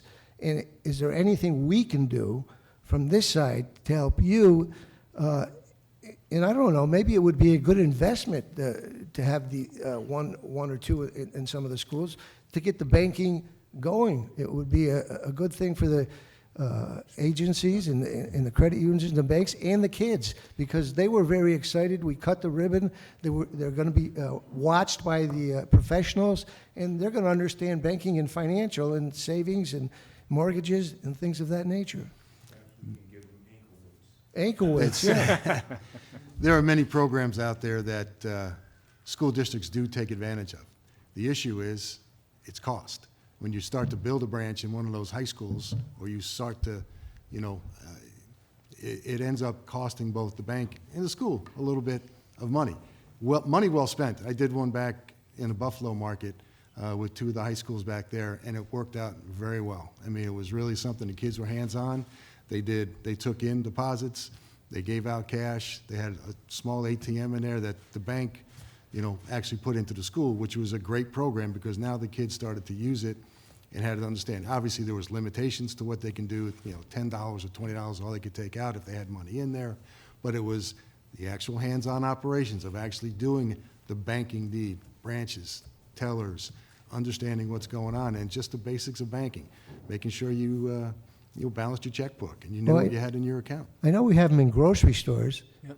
Yeah. You know, and they must be doing financially pretty well when they have banks and credit unions and grocery stores, but they don't do well financially to any extent, really. It's not a profit-driven, as John indicated, but it's extremely valuable. And I you know, you mentioned Shenandoah. We have there's all kinds of school banks that are across New York State that we generally do not do cash. So, you know, you come in, you do your transaction, and then you might get a telecheck of some kind, and if you're making a withdrawal, and then you go to your local community bank or credit union to charge to cash it. So we have that safety situation in check. But folks that have gone, we have a program called Young Professionals, and some of those young professionals tell us that they first got introduced to credit unions through a school bank, where they were actually working as a teller or a customer service rep in their high school, helping their fellow classmates open up accounts, save for college, things of that nature. So it's a great program, Senator. Let's do more of it. What could we do? Provide a grant or for schools, or? I think, personally, I think it's more of the school system. Mm-hmm. And again, a lot of high schools have business, but one of the classes they don't really teach is the basics of banking, right? And that's one of the things that, I think is very important for all high school kids to go. There was a 4-year curriculum that they had in the high school my kids went to that each year took on a different level of finance. And they took it as an elective, but it was one of those things that for 4 years, and they understood commercial lending, understood the banking, they understand a lot of different parts, credit, and understand accounting class too, basic accounting, but it was just something that they started to understand the numbers, and it was well received. It's just a matter of getting into the school districts and have them create that curriculum I'm not blaming the school districts, they got enough on their plate too. Yeah, they got a But huge it's just one of those curriculum, things where yeah. if you can sit there and mesh it together, it would be great. If we get something from the state that would help us do that, I think it would be a fantastic idea. Thank you. If I could just interject, is that okay, Senator? Absolutely. So it's a little bit of a stretch here, but I think what you could do is enhance the state charter for credit unions and banks, and let us have a closer relationship with our regulator. The DFS has the same purpose as at least credit unions, and I bet community banks. They have a mission, a purpose of bringing financial well-being to more New York Staters. If we have a strong state charter, we have an opportunity to be a better partner of our principal regulator here in New York State. And years and years ago, 90% of the credit unions in New York State were state chartered institutions. And over that period of time, now we have less than 10%. And it was because of regulations that led them astray to the government. So I think, Senator Tedesco, one way we could do this in a roundabout way is strengthen the state charters, let us partner with the DFS, and let us move all of these initiatives forward together. Thank you. Assembly member. Thank you so much, Senator, and thank you, Mr. Millen and Mr. Wachowski. Yes. Got it right. For joining us today for this hearing. So I have a couple yay or nay questions, and then I'll get into Yes and no's? yes and no, Okay. rather. I think I'm voting right now. Yes or no questions, and then I'll ask the meat of my questions. Hopefully I have enough time. So I think you mentioned in your testimony that 95% of credit unions are state chartered. Federal charters. Or federally chartered, so other way around, federally chartered. If you go back in time, you're correct. But no, today, 2024. And of those 5%, how many are in your association? I think all of them. All 5% that are? Yes, as far as membership is concerned. Okay. Yes, I'd have to check, but I think so, yeah. Okay. Yep. And in terms of the report that we're discussing today, that's issued by DFS, I'm just wondering what products are available for underrepresented communities, households that earn or earn less than $15,000 a year or as much as $75,000 a year. So that sweet spot. What products do your memberships offer that constituency? As far as products are concerned, I think the products are all pretty standard, Assemblyman, whether it be a product for a middle-income person versus a low-income person, but it's the way it's going to be implemented. It's going to be the fees that are attached to it. It's going to be the financial education that goes along with it. So at the end of the day, I think we try to earmark our products and services directly to the consumers that we're being served. But if you drill right down to it, you got checking accounts, you got savings accounts, you got credit cards, you got debit cards, you got loans. Sure. But making them understandable and affordable to minorities and to low-income people is what we need to do. So you'll say that that's something that you're growing in as an association in terms of offering products to that constituency of people. Yeah, I think credit unions in New York State do a great job. Some do more than others, but I think they have an array of approaches to offering financial services to their communities. Okay, let me see if I can try to squeeze this one in. I think you mentioned, Mr. Mellon, the need for more financial literacy programs, and I'm just wondering, of course, your members are beholden to the CRA, Community Reinvestment Act, or Community Reinvestment Act there. So I'm just wondering where there is overlap to be able to provide some of those programs through your institutions that are members of your association to be in compliance. So programs that are CRA-related programs? I'm not sure. So again, like when we're looking at the CRA, there's a requirement for some level of community engagement, community outreach, particularly with communities that are underserved and unutilized. So I'm just wondering For banks, if there are any yeah. programs that you all are using within your toolbox to be able to help meet the needs of that constituency. Because it hits twice. You're able to meet the needs of that constituency. Oh, sorry. Point of information, the credit unions are not held to the same standard of CRA. Gotcha. They don't have that. Gotcha. Thank you. So Yeah, yes, but you're right. By the nature of our field of memberships, we don't have a community reinvestment. We measure everything that we do, but we don't have CRA. understood. And maybe that's for you then. Yeah, CRA banks have very strict CRA requirements. And yeah, we invest back in the community, and to, not to get into a battle here, but when you look at the municipal deposits that come from each of the municipalities, that's also part of our CRA piece, where we actually invest our money back into the communities by, you know, if you got a new fire truck, you need school district, you need extension, those are all things that banks do based on what the municipal deposits come in, because they can use that money to loan it back out again. Borrow against it, use Yep. it. That's, okay. Yep. So that was So, a question more for you, Mr. Wojtkowski, than Mr. Mellon. Okay. So we look at that, and that's why one of the options I had in my testimony was to look at the state level funding, that not at the municipal level, but the state level, that would allow credit unions to be a part of that if they needed deposits. So when you say funding, you meant deposits, Mhm. state Yes. deposits. Yes. Okay. Okay. That's all. Thank you. Thank you, Senator. Further go down that road of CRA, and to alert you, I have not questioned my colleagues on the board, but I personally am not interested in expanding the state's role with the credit unions until I hear of a CRA that the credit unions are going to accept. This is the money of the people of New York, of course, and while I appreciate that credit unions focus on their members, and their members come from all over, the monies of the New York State are open to all, and under those conditions, I'll be kind and just leave it like that. A couple of points. I've had the fun of having conversations with John. I bring him to places and I beat him up. He brings me to places and he beats me up. So I don't have to have a lot of conversation with John. I'm going to focus with you today, sir.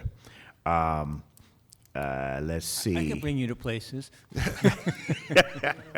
Well, I'll give you cause to beat me up in those places in a moment. Just some humble differences with you, sir. You spoke of that trust led the poor to check cashing. I would humbly differ with you and say, sir, access leads the poor to check cashing. If the poor had a place, and the poor do know the difference between fees and no fees. The poor know the difference more than anyone else. They know that if they go to here, they don't have to give that $2 to $5 that they're giving over here. They only go over here if there's no over here to go to. The low income, we'll use that word, it's kinder, I guess. The low income have no romantic attachment to check cashing places. They're going wherever they can cash a check. They're going, and if you tell them, hey, over there you don't pay a fee, you will see this dry up so quickly, because there may be people in this room where $2 to $5 has no meaning, or I'll be kind, has less of a meaning. But when you are at the edge, you're really counting pennies, $2 to $5, you could do a lot with that, and the poor are actually quite remarkable, how they survive on so little is a thing that books have been written about. They're a little bit more wise than we may know. I would suggest there are other reasons why they are where they are poor. It's not simply because they didn't get a class in school, and had they only received taken the Wall Street game. That was one of my favorite ones that I know about. If they only took the Wall Street game or some other class, they wouldn't be here. You did not say that that's the only reason. I'm not. I'm using you perhaps as. I'm having too much fun at your expense, and you'll forgive me, but it allows me to make a few statements. The poor are a little bit smarter than we're giving them. Give them some options so that they can take some options. And going back, I really have been speaking to you guys about a CRA, and my friends in the banking community and other communities have pointed it out to me in no uncertain terms. And you know what? They're right. We've got to, if you want that money from all over, from the state money, then you've got to accept an even playing field for that type of money. And in fact, let me encourage both of you guys. The issue of regulations, let me go two different ways to it. First, let me say that regulations, at least those around the issues of race, have been in a response to discrimination. No regulations, I've seen what that does. That's the past that we're coming out of. It was not a good place. Let me accept that both of you agree that there may be some good regulations. Let me not make you into some cartoon character. There are some good regulations, and no one wants to return to a place where there's no regulations, but we all are saying, in fact, everyone up here should be saying, we need to look at these regulations again to see which ones impede business, which ones are unnecessary, maybe have aged out. Maybe they were good at some point, but they're not good now, and we need to look at it. New York City actually led an effort on this some years ago when I was on the city council. They sat down and looked at all the regulations that there were, and we got rid of hundreds, as a matter of fact. We had regulations about horse and buggy, how many could go in a certain place, and we got rid of hundreds. And perhaps we need to do the same here. So I encourage you all to bring me regulations that duplicate, that slow you down, that have no real, are not doing what they want to, what we want them to do, that there may be better ways of doing, etc. And I assure you that I will move on it faster than Senator Tedisco would. I will show you that the Democrats can move against regulation faster than my Republican friends, and that's a inside joke for those who understand politics. We are accused of loving regulations a little too much, and they have not seen one that they love yet. So the truth is somewhere in the middle. It's somewhere in the middle. Sir, you wanted to respond? Yes. Senator Sanders, I think that's a great idea. The one thing that I think is a difference maker here is that banks also have federal regulation. Yes. Which sometimes they're not on the same schedule, contradictories I shouldn't say it's not contradictory. They all have the same meaning where they want to go.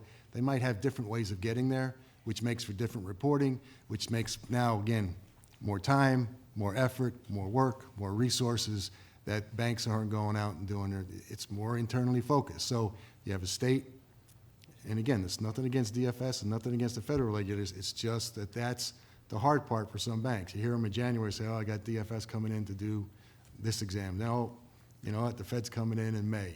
And now all of a sudden, those first 6 months, 7 months, are now based on working with regulators and internally focused and doing. So again, it's not just DFS, but I understand from the state side, it's really a combination of both.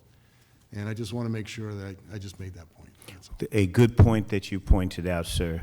I am. Senator, if I could just say, it's the By same, me, same by all obviously the means. same situation for, you know, it's not an easy lift to be a state charter these days, Mm-hmm. because you have two regulators. As John said, it's almost 12 months a year now. You got the DFS in, you got the feds in, you got all kinds of regulators in. So you're really working with multiple regulators. So it's actually more of a challenge, perhaps, to be a state charter in New York State. And I think that's, again, I just ask you to keep looking, why we look at these regulations that you pass that are going to be impacting state charters. We don't want to chase the other 5% away. I see you and I raise you, sir. Okay. I challenge you, in a good way, of course, to work with us, to bring us regulations that would be best served by accepting the designation, accepting what the federal is doing and saying, if, I don't know, if they want you to report and use a yellow copy and we want a green copy, that we could use a yellow copy too. We can accept things as long as they are meeting the mission that we're trying to do. Bring us some stuff that would make your life easier. And you will find that, and getting serious here, you will find that in the banking committee, I was joking about partisanship a moment ago. We pride ourselves in being nonpartisan once we get here. We really are not interested in party designations. We're interested in what's good for the people of New York State. What is going to make their life better? And you will find, if you can bring us some stuff, you will find that that flies through this committee, and we move that into law quick, fast, and in a hurry. I want to thank both of you for coming out here today. Was it as painful as you thought it would be, John? It was wonderful. What a shame. Wait, let's do more. Brother William, I hope that you survived it well. I enjoyed it. I very Enjoy. much appreciate your time. We have failed. We have really messed up. Well, then thank you. And we share the same goals. Well, yes, this is true. And to the banks that we invited that didn't come, Shame on them. yeah, well, you said it best. All right. Thank you very Thank you, much. guys. I will see you soon. And we might as well get ready to call. I want to thank Professor Hamilton for staying, and I hope that you saw how we do business in New York State, and I trust that it glorified you and didn't horrify you. But this is what we do. Professor Hamilton, I really appreciate that you were kind enough to be here. And without further ado, why don't you begin your testimony, sir? I appreciate you, Senator Sanders. In fact, this is one of the more important things I can do with my time, which is try to bring scholarship to the public setting to improve people's lives. So Chairman Sanders and other esteemed senators, thank you for having me today. I am Derek Hamilton, a university professor, the Henry Cohen Professor of Economics and Urban Policy, and the founding director of the Institute on Race, Power, and Political Economy at the New School. I'm going to center my remarks today with a focus on what I believe is our most treasured and productive resource, and that is people, and trying to promote an economy that facilitates people to be their best selves, and then finally government's fiduciary role in trying to achieve those goals. So financial institutions' access to non-predatory finance and financial capital are critical to building an economy that works for all people while protecting and sustaining our environment. This past pandemic and its aftermath reveals a collective public health and economic vulnerability from a political economic system that actively produces inequality, but in plain sight, well beyond class, we see race is a focal point. Many New Yorkers and Black and brown families in particular, they have low wealth, limited access to prime financial services, inadequate health care, and work in precarious but essential jobs with fewer workplace protections and lower wages. We know that wealthier families have financial advantages and they buy crucial additional advantages for themselves and their children, such as the ability to obtain a college degree without accruing the costly educational debt and access to more preferred financial services that are more readily available and come with rewards rather than fines and fees. We know that lack of wealth prevents many families from accessing these advantages, contributing to the ever distance between those born with resources and those born without. You know, it's critical to note that there's never been a case where a white asset-based middle class simply emerged. Rather, it was government policy and to a large extent government subsidy that yielded the finance, the education, the land, and the infrastructure to generate and accumulate wealth and pass it down across generations. We should also reckon with a history in which Black and brown people, their personhood, and whatever capital and resources they may have established, was always vulnerable to government and private complicit exploitation, extrapolation, confiscation, and destruction. And that relates to this conversation we're having about access to finance today. The proactive role that our government has played in determining winners and losers, especially by race, it is undeniable. There's no aspect of our economy that's beyond the purview and the continuous involvement of our government. Yet when we frame poverty and inequality and this racial wealth gap and access to banking, we frame it around poor financial choices and decision making. And you heard a lot of that today in these hearings on the part of largely Black, Latinx, and poor borrowers. This framing is tied to a culture of poverty thesis in which Black people are literally and symbolically presumed to have an undervalue for and a low acquisition of financial literacy and education. That framing is wrong. It's wrong because the directional emphasis is wrong. It's more likely that meager economic circumstance, not poor decision-making or deficient knowledge, that meager economic circumstances constrains choice itself and leaves poor borrowers with little to no financial options but to attain and use predatory and abusive financial services. In essence, they know, as Senator Sanders pointed out, that these are bad choices, but they don't have options. In terms of debt, what we traditionally conceive of as good and bad debt, it has different implications when we consider race and class in the prevailing framework that targets politically and economically underprivileged groups with inferior housing and educational products, with predatory finance, as well as our ongoing housing, lending, and labor market discriminations that limit the choice sets as well as the rate of return on home ownership, on a college degree, based on one's race or ethnicity.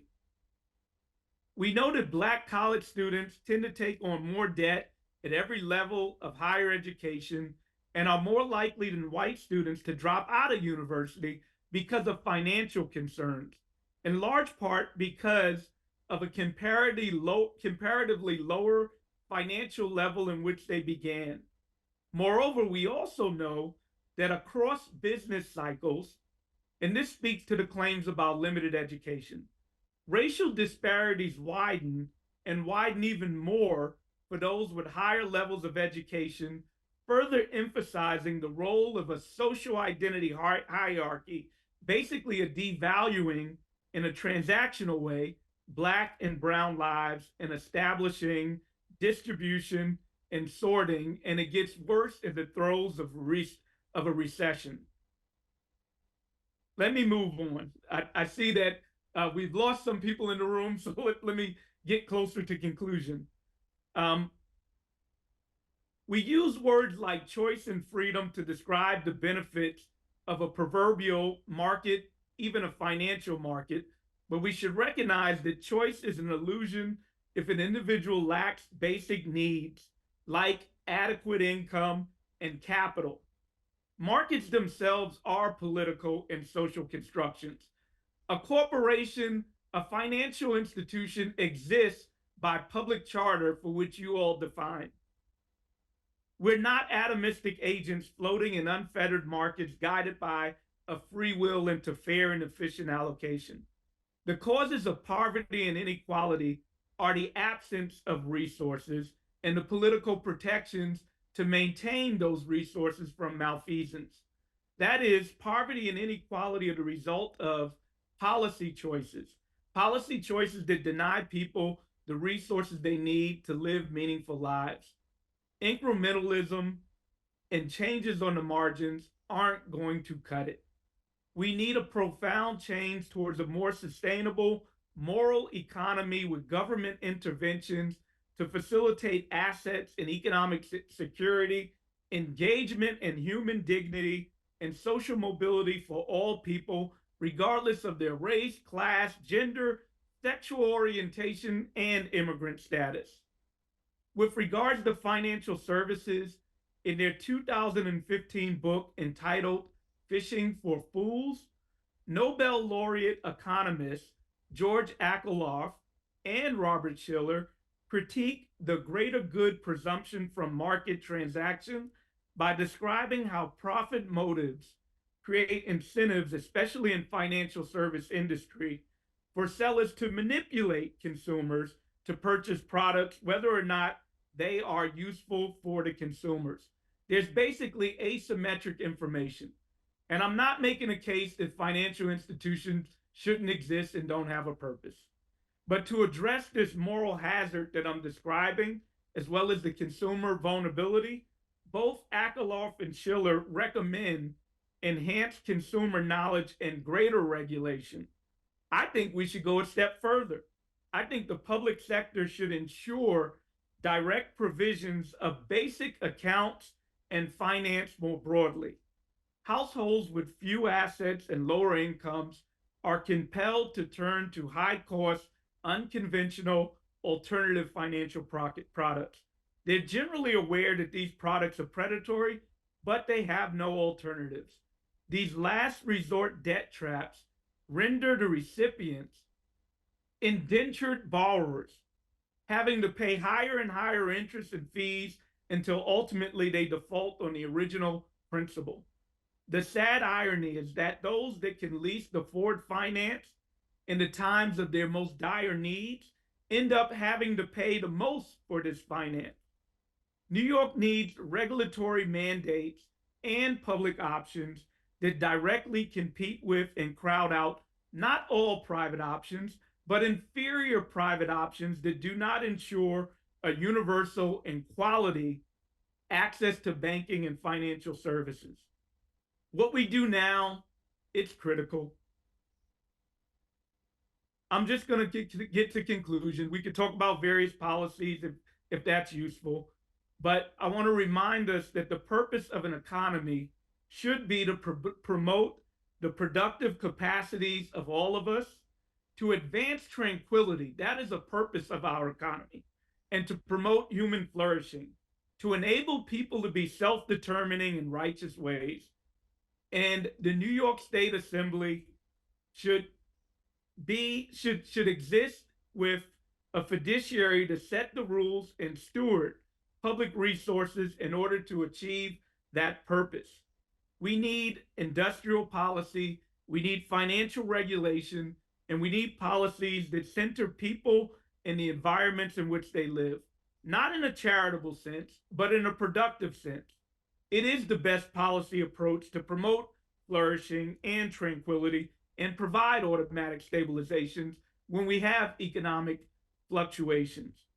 Change the paradigm, be bold, advocate for programs and initiatives that truly empower people with economic security, dignity, and an authentic agency and choice to define and achieve their goals. Thank you for your time.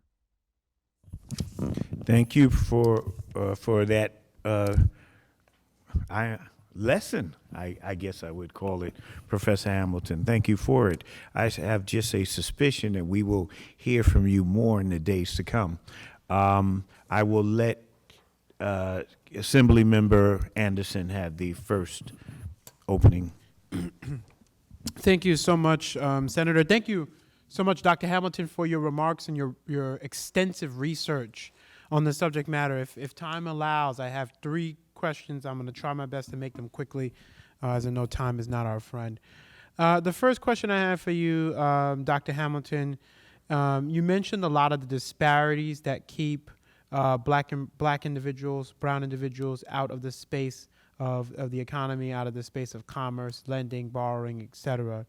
So I'm wondering what your position is on public banking and how that institution or entity would help to expand lending opportunities to individuals who traditionally just would not have access to lending opportunities or lending products. That's my first question. Maybe I'll ask all 3 of them together and then. Okay, I have enough time? Okay, good. All right, so if you can answer that, Dr. Hamilton. Yeah, so I think that is a critical policy that could go a long ways towards setting a base level of floor, a base floor to ensure that everyone has an economic right to a transaction account.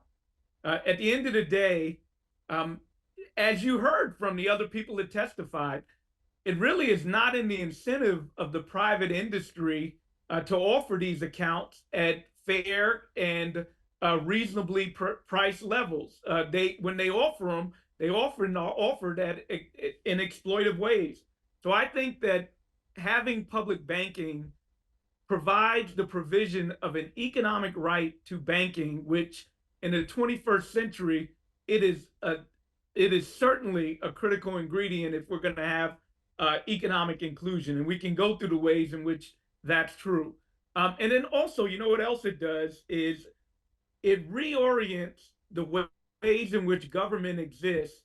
You know, currently we have government with a lot of policies aimed at discipline the behaviors of poor people, aimed at trying to incentivize poor people to do certain things with fines and fees. And we can name a lot of those policies.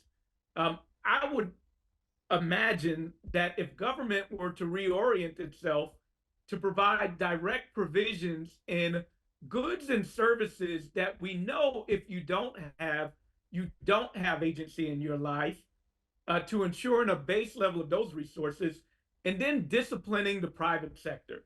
Basically saying, if you're going to engage in our economy, if you're going to engage with our people, there's a base level by which you need to provide in order to enter these markets. Set a floor on those markets, and then you can have fair and efficient markets and all the benefits that are often advocated from free trade. Thank you so much, Dr. Hamilton. An extensive answer really hits home the points that we're trying to pull out here in the state of New York as we're working through our process. I thank and commend Chair Sanders for his work on expanding public banking, or expanding the concept of public banking access for all New Yorkers through his legislation. So my next question is, you may or may not know of this program, Professor Hamilton, Dr. Hamilton, so you may choose to comment or not around the program specifically or about the concept. But in 2021, New York City announced a baby bond program to provide bonding and savings accounts for young people in schools so that money can go towards scholarships to put them on equal footing, if you will, for finances to support their higher education aspirations and opportunities. That program was rolled out in fall of 2021. I just wanted to get your comment on the program specifically, or of the like. This type of program, how does it help resolve some of the banking issues individuals may have? Yeah, thank you for that question. And similar to the previous question, we're getting in the domain of economic rights. And I think a goal should be every child born, when they become a young adult, has access to some capital. Right now, that privilege is often reserved only for the wealthy. They establish trust accounts to facilitate the provision of their children to be able to get into something like a home, a debt-free college education, or some capital to start a business so that they can generate wealth over a lifetime, and well beyond just generating wealth over a lifetime, have the resources to start a family at a key critical point in one's life when you're beginning to start your adulthood. Most, if not all, of our provisions are grounded in subsistence. We have nothing, we don't have a capital foundation to give people something by which they can build. So a program like Baby Bonds is intended to provide a right to capital. It's elegant in a birthright to capital. Similarly, we have Social Security that provides a right to pension as we retire and enter the twilight of our life.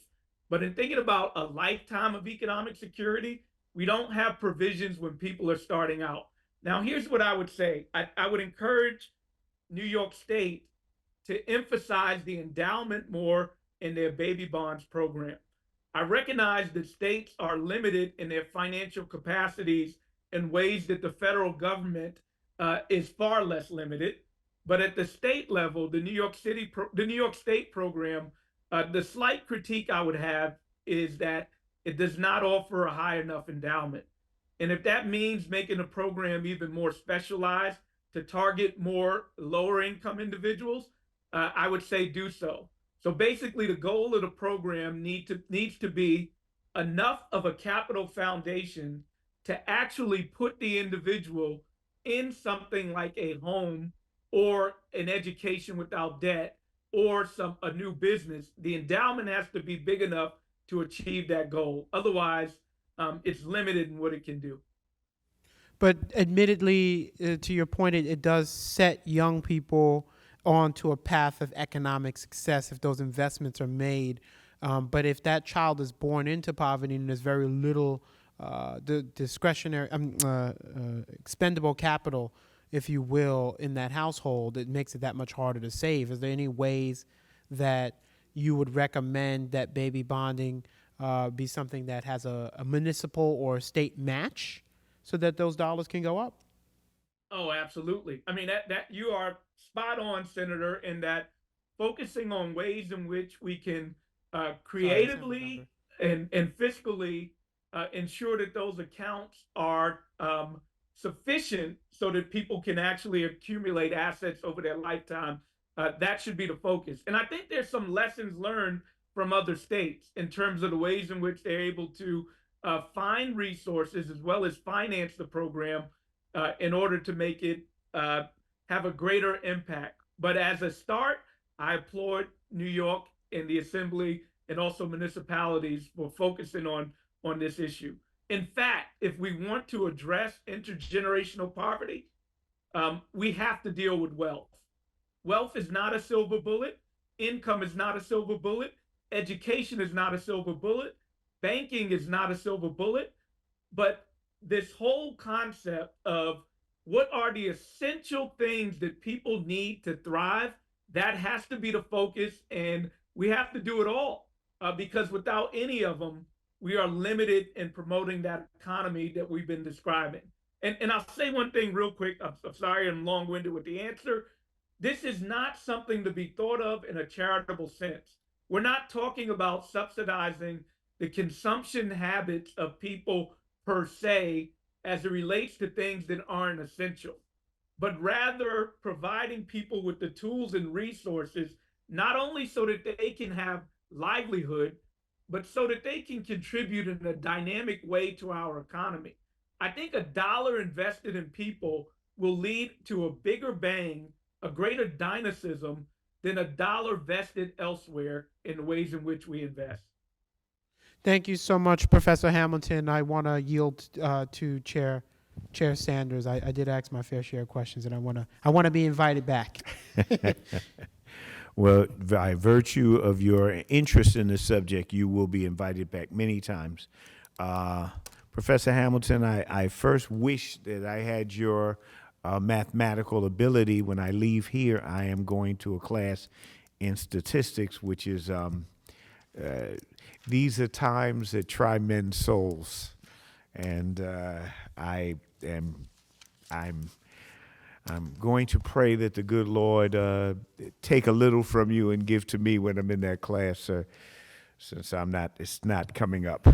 However, having said that, it's an interesting how you pointed out what I pointed out to my friend William, who was here earlier, and the common perception that if the poor just knew how to manage their money better, they would stop being poor or be less poor, or better yet, they would make better choices. It's a common perception, but it's not the reality of the ground. Again, as you pointed out, if you have no choices, or if you only have one choice, that's not a choice. Now, my friend John just put up he spoke of the need for coming up with putting money into minority banks. How's that idea, and how useful is that idea to deal with the questions of the day, sir? There is a inconvenient truth that I'm going to say, and it might not be so popular. Banking black, and we can expand it to buying black, is not going to be an ultimate solution to these problems. That said, I value minority banks. I value investments in these banks, because we should have access to banking, and Black people should have access to being able to build banks just like any other people. But the reality of this is being able to redress our larger structural problems is grounded in simple arithmetic, if you ask me. They just don't have the capital to be able to accommodate the entire group of people, as well as all the problems that exist right now.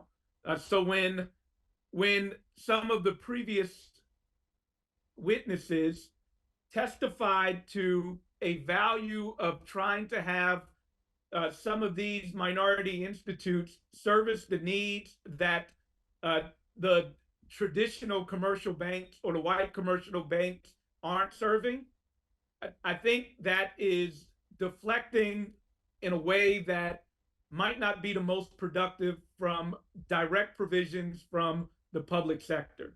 So I hope I'm being clear in saying that there's certainly value in black banks, but if we think that that is going to be the panacea or the biggest impetus to address these existing problems, I think we'll be mistaken. Well, I had the pleasure of getting to know Mr. Witowski a little bit more, and I would dare say that he doesn't believe, or he in this position does not believe it's the total picture. It would not be the total understanding.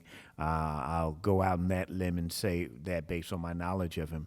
But he would dare say that it would be an important component, something that we can do now, something that would be doable while instead of waiting for the larger picture to get together.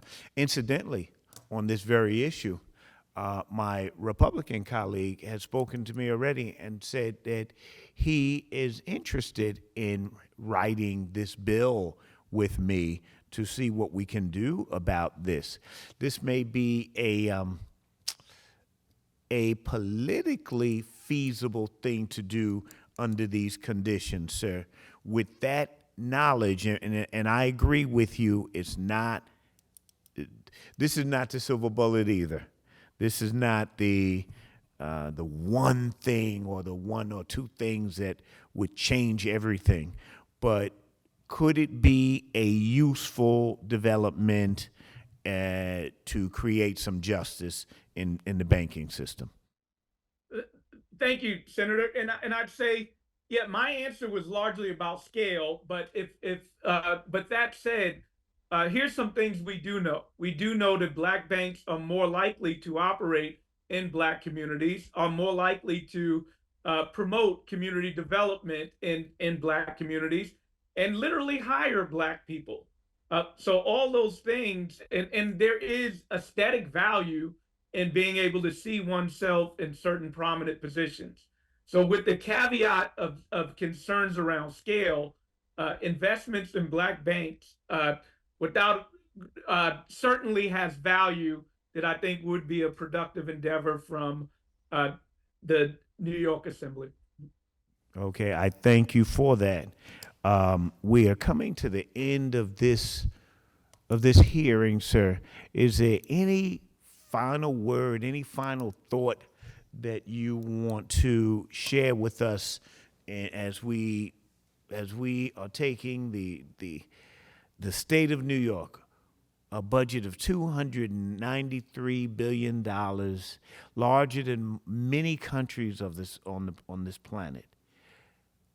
How can we use this in terms of its banking to create the beloved community, the just New York that I believe the overwhelming amount of New Yorkers want to see? How do we use it, sir? I think we just need a new conception of industrial policy. First thing is that it is a misnomer that the state is not ever, it's a misnomer to think that there are periods in which the state doesn't engage in industrial policy. A tax cut is industrial policy. Governments are always engaged in industrial policy. So the question is how they do it. And I think a refocus on doing industrial policy that invests in people and the environments in which they live in a affirmatively inclusive way.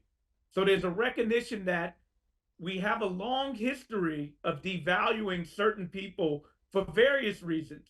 So if we want to change that history, we're going to have intentionality.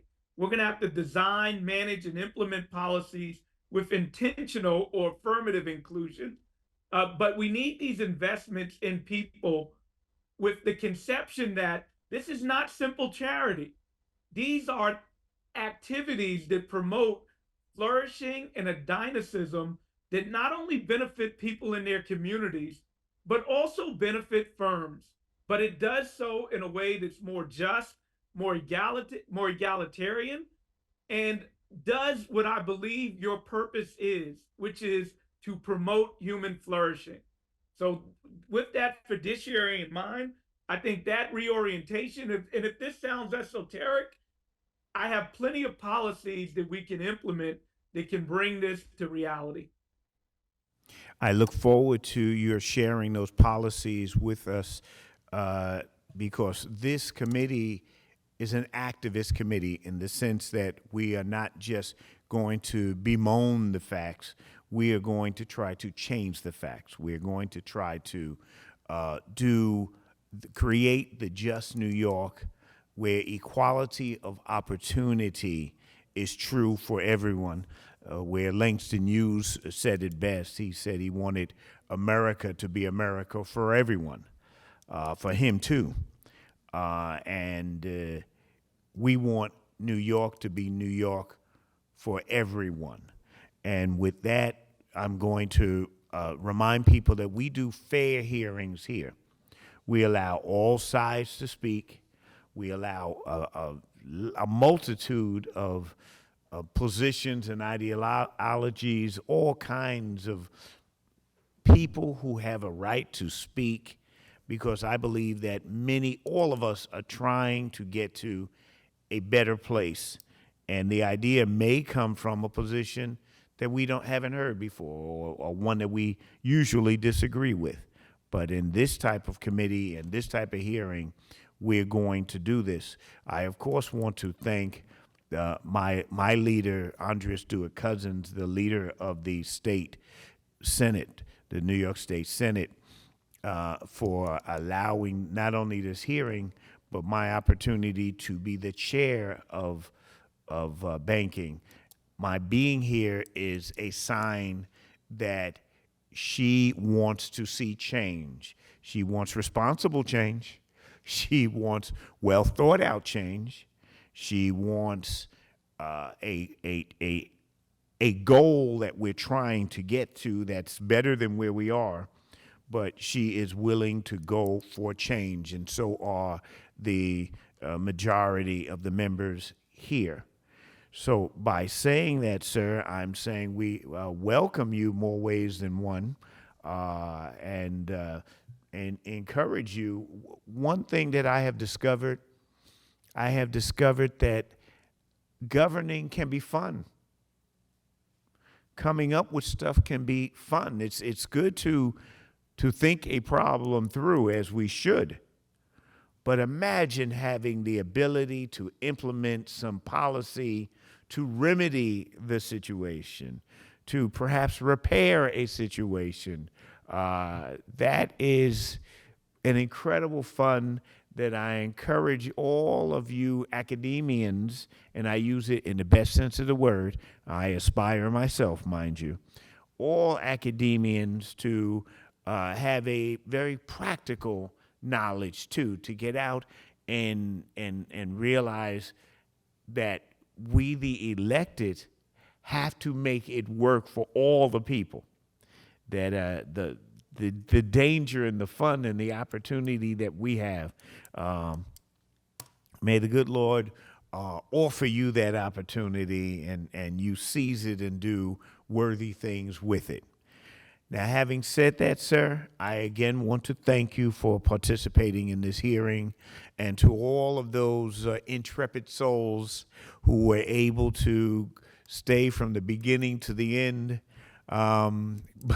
Bless your hearts. Thank you for being here. I encourage you, you have a role too. If you see something that we could have done better, or some points that were not taken, please submit them to my office. Sometimes the truth is not necessarily in this panel or in this panel, but the truth may be sitting right up there in the audience. You may have a piece of the puzzle that we just can't see. And I encourage real people to, not that we are not real, but I got to find a better word, Dr. Hamilton. I encourage, I don't know what, other worthy people to come up with things. And to my friends who provided the technical assistance, I thank you. To those who were kind enough to try to keep me out of trouble down here, I thank y'all. You have a hard job with that. It's keeping me out of trouble. It's a 24/7 job, and a lot of overtime at that. But I thank you for that. I also thank Paul, and to all of the rest of my staff that prepared me well for this hearing. Having said that, I shall say this hearing is over. Thank you very much. By the powers invested in me, it is done.